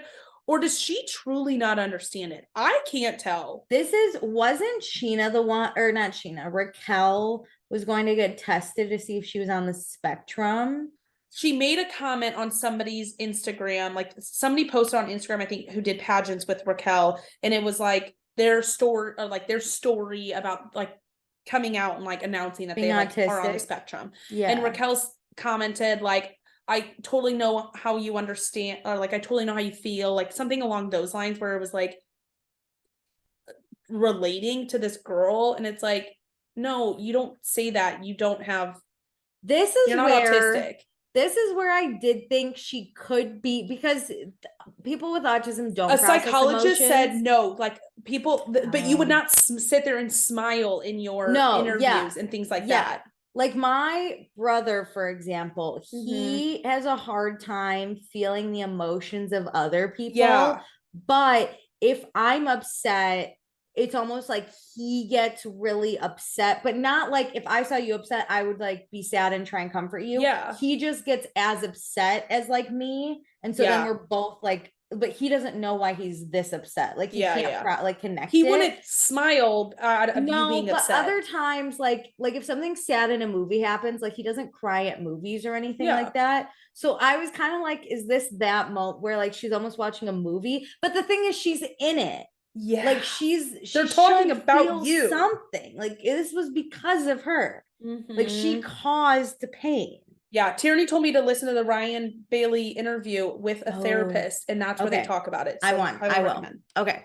Okay, so Scheana said remember when she said she trusted Brock in a bed with Raquel? Oof. So the three of them, super weird. They had a cuddle session in Vegas. I want to talk to Raquel about like why you wouldn't just go back to your why she doesn't have boundaries. Listen, I've had a moment where like I was with a boyfriend laying in a bed, and my friend we were all hungover. She came and like laid down in the bed with us for a little bit, but I would never sleep in a bed with it wasn't my friend. Night. It wasn't like an overnight. That's weird. Listen, Raquel, you're missing out. There's something luxurious about having a hotel room to yourself. I bet that was a king bed in her own hotel room. Go check it out. That is a glorious. Get out of bed.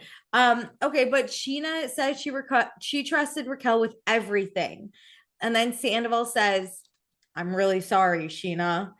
And then we cut to Raquel and she goes, maybe I should have like written a note, like a personal note to Scheana. And she's glowing. Still no emotion. Did you see the Reddit thread?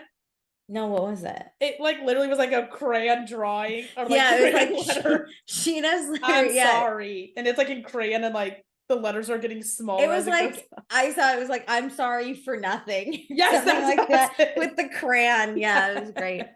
So Sandoval says the situation is out of control, but that doesn't mean that the last 15 years he's been a fake person. He's only been fake for the past 8 months. Which is so funny that he like so stupid to say. But what my response, if I were sitting there with them, my response to Sandoval would have been like, so 15 years of friendship was worth risking for this.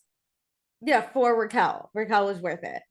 Like, okay. You lied to me for 8 months, not just Ariana. You lied to me as well. Yeah, for 8 months. If anything, this was more offensive to be like, we had such a relationship, and you blew it up for like some young. This is where you take accountability and you say, "I'm sorry for blowing up 15 years of friendship." Like I'm sorry for that. Also, if you've been fake to me for the past 8 months.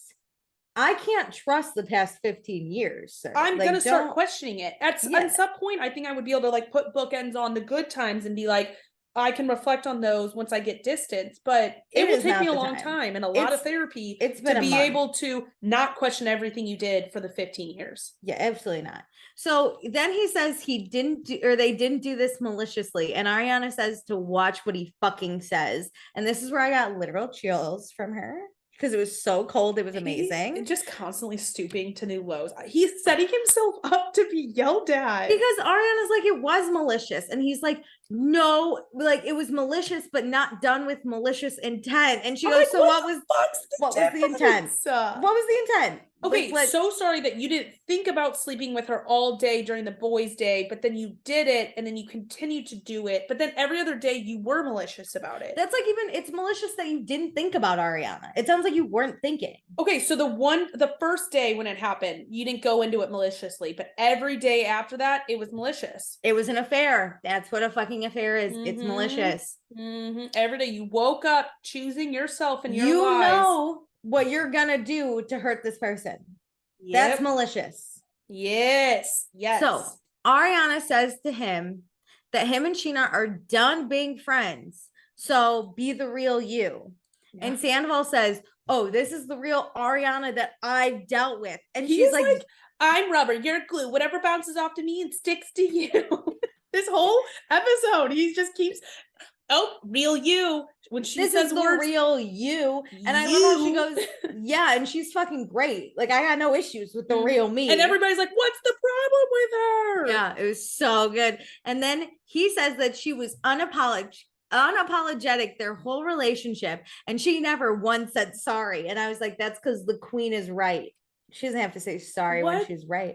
Unapologetic. About your stupid little green outfit? Is that the one issue you have is she didn't randomly apologize to you about nothing? He even said that this season is she never says sorry. But like about what? Hey, I'm sorry I woke up this morning and breathed. It's the same way he throws out the word accountability. He wants people to just be accountable, but again, for what? For what? Okay, so Ariana says, since you remember the speakerphone conversation so well, do you remember what you told Scheana? How you said you were never friends and your friendship meant nothing? And Sandoval goes, I never said that. And he goes, let me tell you what actually happened. I'm like, oh God, here we go. Revisionist history. You literally had a conversation with Scheana and you agreed that you said that. Yeah. And you apologized for saying that. Yes. And now you're saying that you did not say that thing. And then Ariana's like, yes, the truth from the liar again. Amazing. So then Scheana asked Sandoval about, before all this happened, when the rumors of like Raquel and Sandoval were just starting, Scheana asked Sandoval about them and he denied them. And Sheena's like, yeah, so like I had to question you as Ariana's best friend, like, and you lied to my face. And Sandoval's like, yeah, I did you a favor so you didn't have to tell Ariana that I was cheating on her. Sir, I was a good friend to you because I lied to you. Come on, you didn't have to carry the burden. Reliving it, I've lost all my brain cells again. It's just nothing. The math doesn't math. It's so funny because to defend himself, he proves their thoughts. You are a terrible friend to Scheana. Well, yeah, but only because I lied to you. So you didn't have to carry the burden. I'm a hero here. This is again like so you put on fake TV, yes, but it's because Ariana made me. Like, it's just what?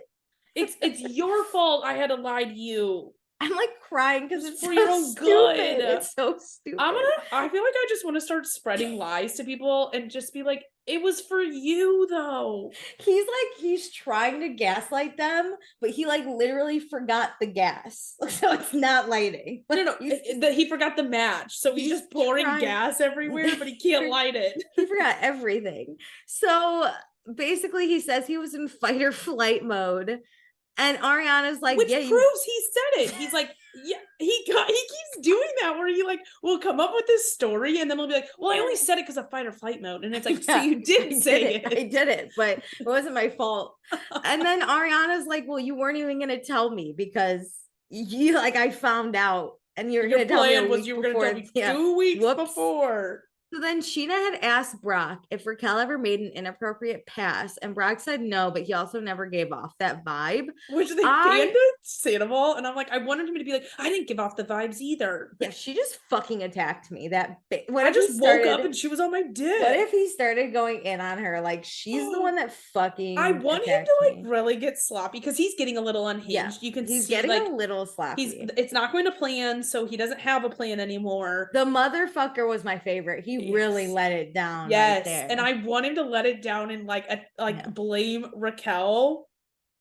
It wasn't me, it was Raquel. And she's like, what? And then he loses everything. That's when she starts crying in the trailer. We actually see she has emotions.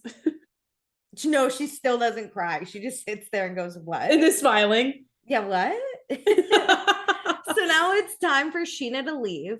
But before so Sandoval stands up, he's like, thank God I need a break. And Scheana was saying like, oh, I have one more thing. And then Sandoval's like, oh, I hate being here. And Scheana goes, oh, you could go. You don't have to be here for this.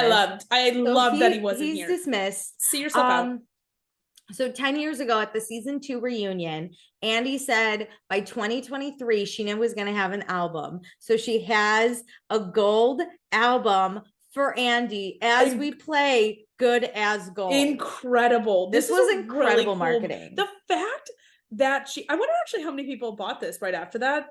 Me. Like she did this. But I love that she like tagged this. Like who either told her or like how long has she been thinking about doing this? This was the most amazing thing I've ever seen in my life. And then Good as Gold blasts as she gets into the van to leave. To go 100 yards away. Oh, Jesus Christ. Absolutely amazing. So this like logistics is so funny. That was so good. I love Scheana so much. Okay, so Raquel heads to Schwartz is chain smoking outside. No, not Schwartz, Sandoval. Oh, sorry, damn it. Sandoval is chain smoking outside. What does he say again? He's like, I'm screwing this up. I'm screwing this up. Yeah. I'm screwing this up. Sir, you're being filmed.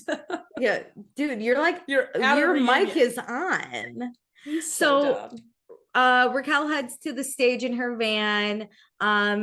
everyone's back, like Sandoval's back on the stage, and then Andy tells Schwartz that he's going to move over a seat so that it'll be like Andy, Lisa, Sandoval, Raquel, Schwartz. So Schwartz is like starting to move, and Ariana goes, no, he's not. And then Schwartz just kind of sits back in his seat, and Andy goes, okay.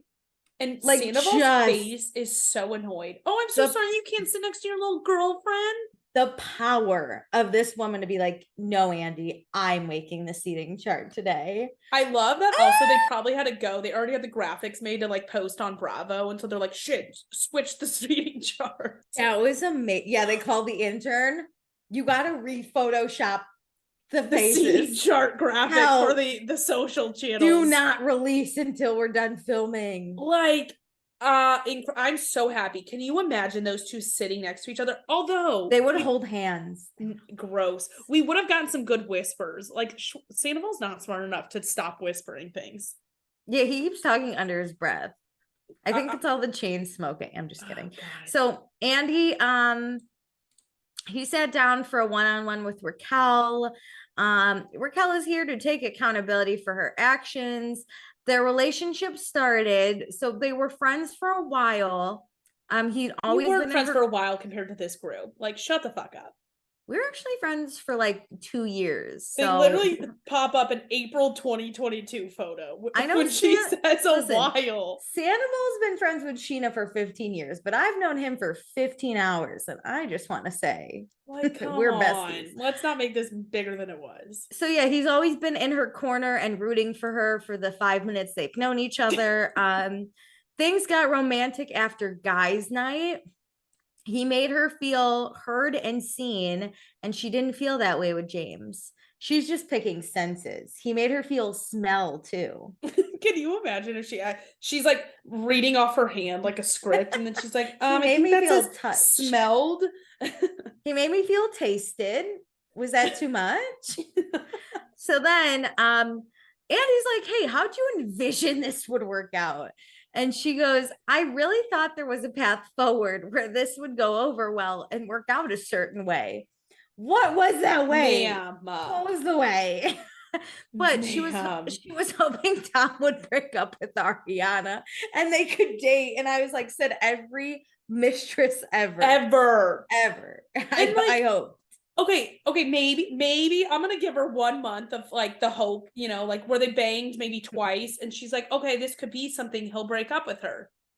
When it becomes a whole new year. You know what I learned? So Nick Viall had Ariana's best friend Brad on the podcast. Oh, I can't wait to listen. Valentine's Day, remember when Sandoval was supposed to break up with Ariana? I bet instead they had a dinner, he bought her flowers, and him and Ariana were going out to dinner, but they actually celebrate Valentine's Day on a different day because Ariana hates the construct, which like I love that. Queen. So on Valentine's Day they were still going to go out, but she called Brad and was like, do you want to come? Then Raquel called Brad and was like, what are you doing? And Brad was like, come out to Valentine's Day with us. And Brad said that whole night, so Raquel witnessed it, Sandoval and Ariana were so in love. He even had videos of like them staring at each other and kissing and being in love. And then he said there was like a fight they had later that night, but it wasn't like breakup worthy. It was just like a little tiff. Yeah, and it kind of sounds like they had that fight on their own, so it's not like Raquel saw it. Yeah, it was after. It was everyone went home, like Brad didn't see it or anything. So Brad's basically like, she saw them being in love. It was a great interview. What do you think he told her after that? I like would love to be on a fly on the wall of him explaining that away to Raquel. Brad doesn't talk to Raquel. What are you talking about? No. Sandoval explaining why he was like lovey-dovey with Ariana. Yeah, no, it was like it was right in front of her. I can't believe like those videos weren't released after Sandoval's Howie Mandel. Brad's got the I cannot wait to listen to that. It's really good. So he does play a video. Good. You can't see it obviously. Yeah. So Ariana ignored so this is where Andy's like, hey, Ariana totally ignored a ton of signs of you and like Sandoval. Yeah. And totally rode for you. Like, what do you think of that? And also Tom had told Andy that maybe Ariana didn't want to know. And Raquel's like, It seems like Definitely. She was in denial. Yeah. Fucking I don't know. I was like smiling at her boyfriend all the time. You'd think she'd fucking ask a question or two. I can't believe she didn't track him. Ariana Raquel goes, Ariana never confronted us or pressed us about it or even questioned Tom. She just believed him at face value in what he would say.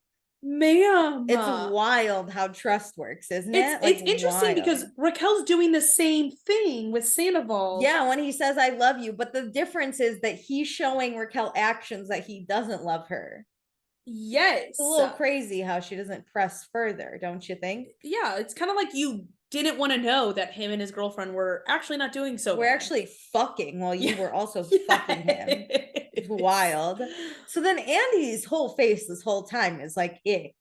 And then Andy's like, sounds like you're kind of blaming her.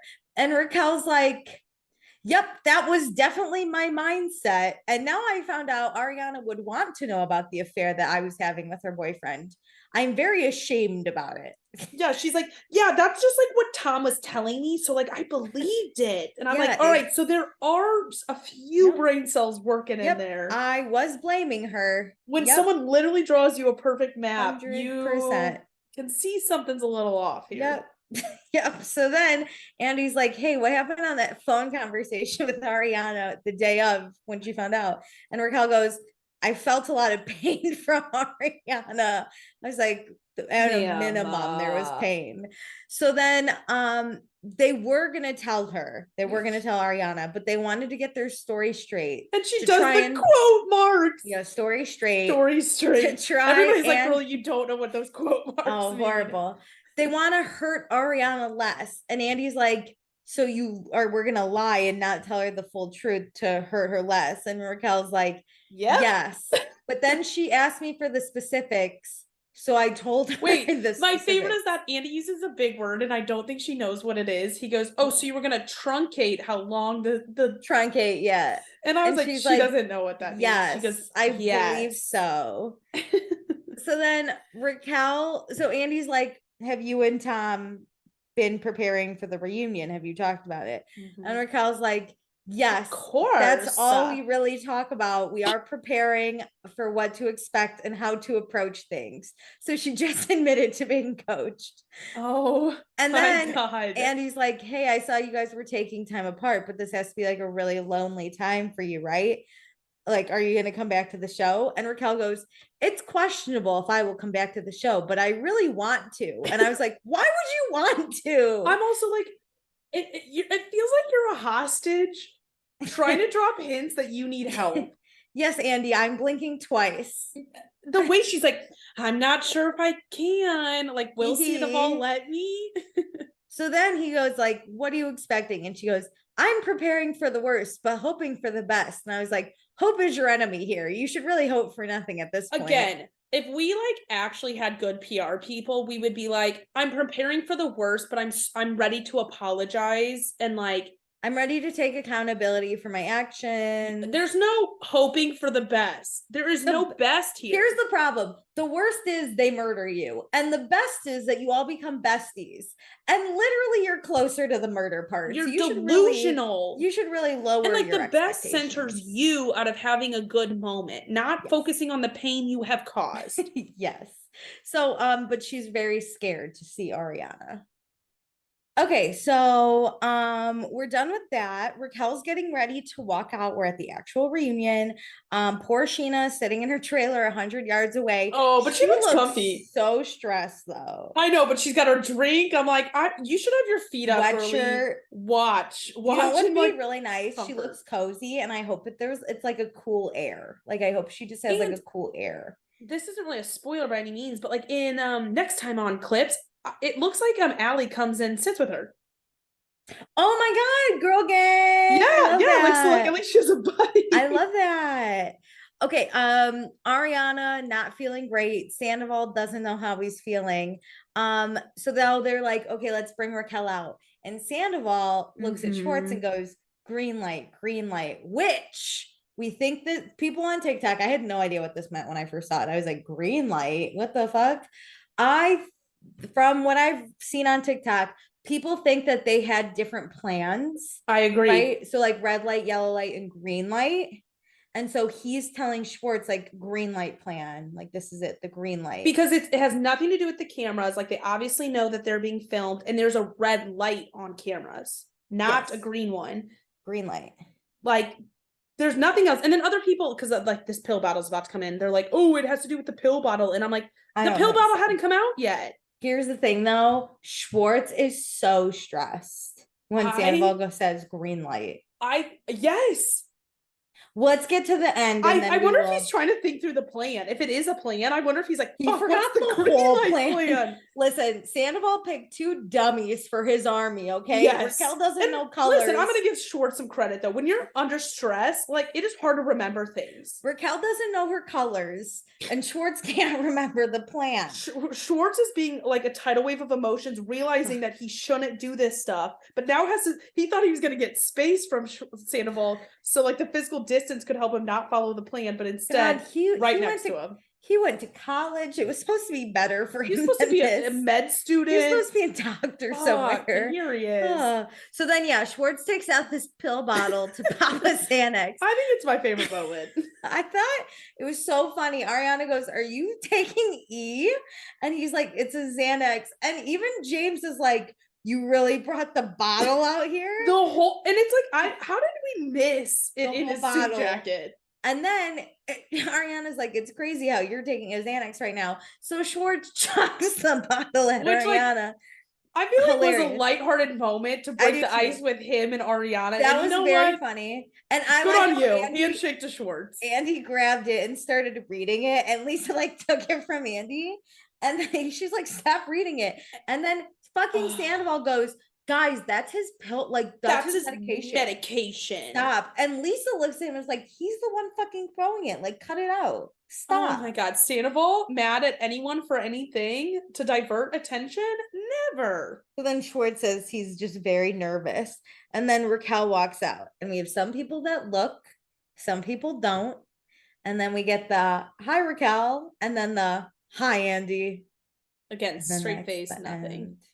That's the end. Okay, so next time, Ariana goes off on Raquel. Raquel calls out Lala and James for hooking up, and they both go off on her.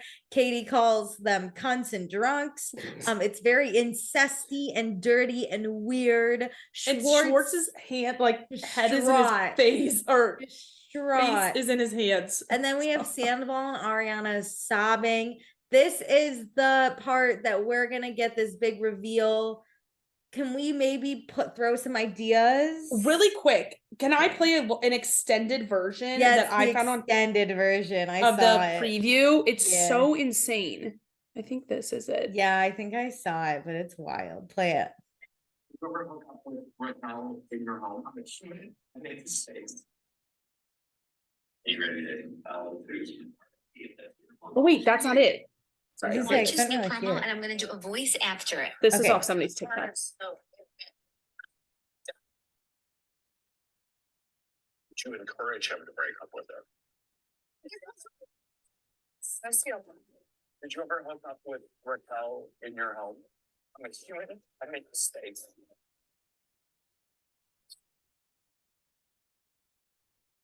You ready to tell the truth?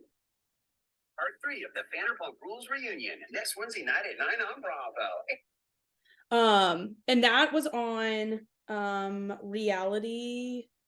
I like to give credit. Reality Ops' TikTok, and it like watching the video was even more insane. That final clip or like interview, that's Raquel's interview dress outfit from the finale. So, did you listen to this theory about like what the reveal is going to be? I've heard so much. So you tell me what you recently heard. So I have a theory of my own. Let's hit on a few popular ones that we've debunked. Raquel's pregnant was one of them. She's not pregnant. We don't think. It would be shocking, I think, if that was it. Keep in mind, the producers have not given out contracts because supposedly this will change like everyone's opinions on wanting to sign up, right? Okay, so Raquel being pregnant, literally no one. I don't think it would change them signing up. No, there was also that one that like Sandoval and Raquel started hooking up when she was still dating James, which again, I don't think that would. That's so long to keep this a secret. Like there would be other Abby moments, that wouldn't make like Katie not want to sign her contract, So then I've heard like random other shit, but the one that has now, there's two that have been circulating my head. One is that the show is supposed to switch and start filming instead of at Sir at Schwartz and Sandy's. And that one's a little wild because like I don't think they would go through with it. I don't either was my thing, because we don't even go to Sir that often. No. Like truthfully, we don't have to. So why would we go to Schwartz and Sandy's to see Matt the bartender? Like I feel like Tom would be more of the change that would still make people hesitant. But like Ariana doesn't want to go there. Yeah, I don't think that I don't think that'd be a smart move for producers.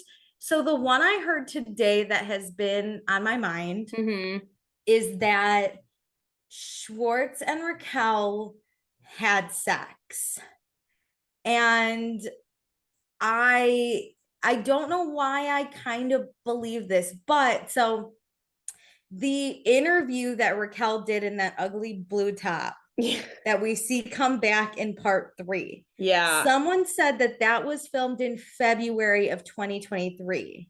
Interesting. And someone, like, I don't know why someone painted this timeline. It still doesn't make sense because she still would have been hooking up with Sandoval. Yeah. Someone thinks she's talking about Schwartz in that. Oh, like Sandoval hasn't broke. No. And she's giving interviews, giving context to the Schwartz storyline. That's the thing. The producers wouldn't have been like, what was it like hooking up with Sandoval in February? I know. I was wondering I asked my sister this, if after seeing the reunion, if Raquel got pissed at stuff, and I don't think she's smart enough for this, but if she went to production after the reunion and was like, I want to tell more, and they like redid the reunion set or the interview set, and like she like put that outfit on again and was like ready to tell more. I don't know. And my sister said she doesn't think so. And I was like, yeah, that'd be a massive undertaking to like to just please the villain.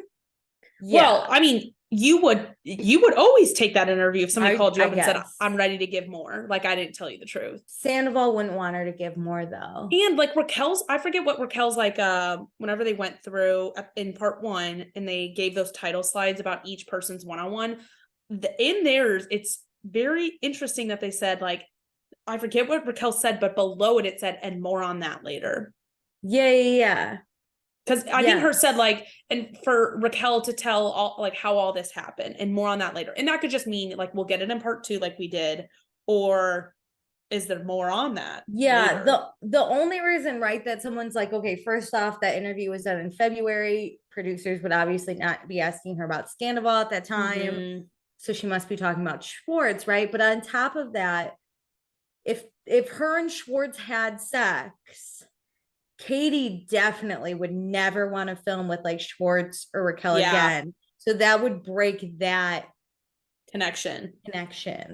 And my question to that is, do you think Sandoval knew? No.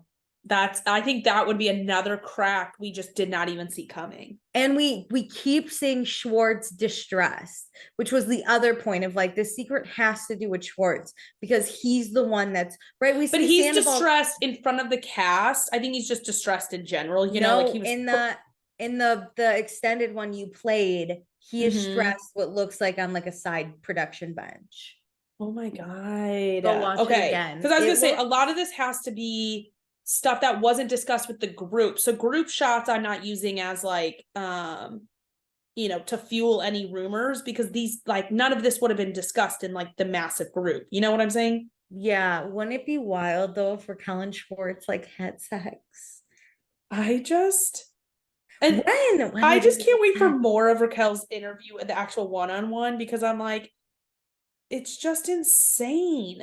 And then I want Raquel's thoughts on Sandoval saying, I will always love you to Ariana.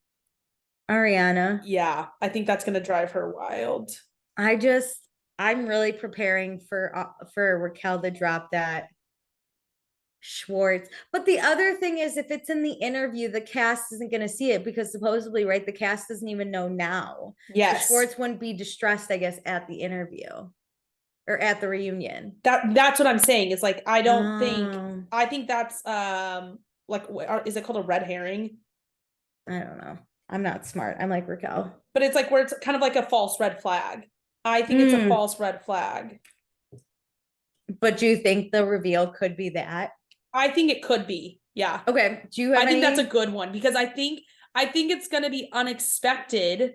And I don't think, like, there's not a lot that would get I'll say, the main crew to not want to film with each other or like to really break that up. And so this would break the bridge of Schwartz. Ariana would be livid. Lala would be livid. James would be livid. Katie would be distraught and Schwartz livid. And Sandoval would crack if Sandoval doesn't know about it. And I don't think he would be cool with that. That's a good one. So I'm just like, someone else was like, what if she's talking about Brock? And I was like, no, I don't believe that for a second. No, please, God, don't let it be that. I don't think it would. But yeah, do you have any theories or? I just have this weird theory that interview's post reunion, but it's just very unlikely. That's what I want it to be. I want her to like really dish it all. Right. I love that. Okay, we have some thoughts. Should we talk about it? Yeah. Okay, Brittany said this was a lot. There was a dark and sinister energy with Tom and Raquel. I couldn't handle the freak over wanting to talk to her off camera. He just gives off controlling and manipulative vibes to me. Raquel is slow AF. She's not well. Like, her reactions are so bizarre to me. I hope she genuinely is seeking psychiatric help because it's clear to me that she needs it. I hope she watches this back too. Like, I have hope for her to be a better person. She needs to I want that for her. I just need her to find help. Yes. Saying Tom's Katie's hilarious. Saying Tom's a serial killer's wet dream and going to end up chopped up one day had me crying laughing. Katie's my favorite. I loved her chiming in for Scheana. I'm rooting for their friendship. I love the focus on Ariana's anger in this episode. I will be glad when we get through the next couple of weeks because this has been an emotional roller coaster. I'm way too invested. Yeah. I agree, Brittany. My whole personality is gone once this ends. I have so many things to talk with my therapist about on Monday, and I just don't have room to talk about Scandival, but it is taking up so much of my anxiety and space. What's new? And hearing me like, do you really want to know? Or I'm gonna be like, can I hand you a 5-page dissertation about what's going on in my life? Just outline. Start like a timer and just be like, set a timer for 2 minutes, and that's all the time I have to talk about this. Yeah. Records a podcast, tells her to listen to it at 2.5 speed. Yeah. So Tierney said Tom's mask is completely gone. We are now seeing the true Sandoval and how he behaves. Just wait. Why did I find episode. Wait, what? I said just wait for next episode. Like, if it's already fallen off, what else is he gonna say? Why did I find it almost comical when he was having a hissy fit over not being allowed to have no cameras with Rachel? It was so fucking funny. So I was listening to another podcast and they were discussing right before Rachel comes out, Sandoval saying to Schwartz, green light, and then Schwartz pulled out the Xanax. They thought that this was Sandoval's signal for something they planned ahead of time, and Schwartz, being Schwartz, not liking confrontation, started to panic. I agree. Yes. I think Schwartz is really nervous about the plan. Even if it's just like a look alive comment, like, what the fuck are you doing? It's hard time. Up. Yeah. Tierney also says, I know there's been so much speculation about what this big reveal is going to be, but Lala came out and said she knows and it's not as big a deal as all that. Oh, I don't think it's true. She has no idea. I'm fully preparing for Schwartz to have slept with Rachel. I don't think they have any idea. I think the cast is bullshitting and coming up with theories on their own. But we never even saw a peek of Raquel in her interview. There was that rumor that Lisa knew ahead of time, which also wouldn't have. She would have wanted it on the show. She would have wanted it on the show. She's an executive producer. And she's an executive producer. She probably would have had it cut from this reunion.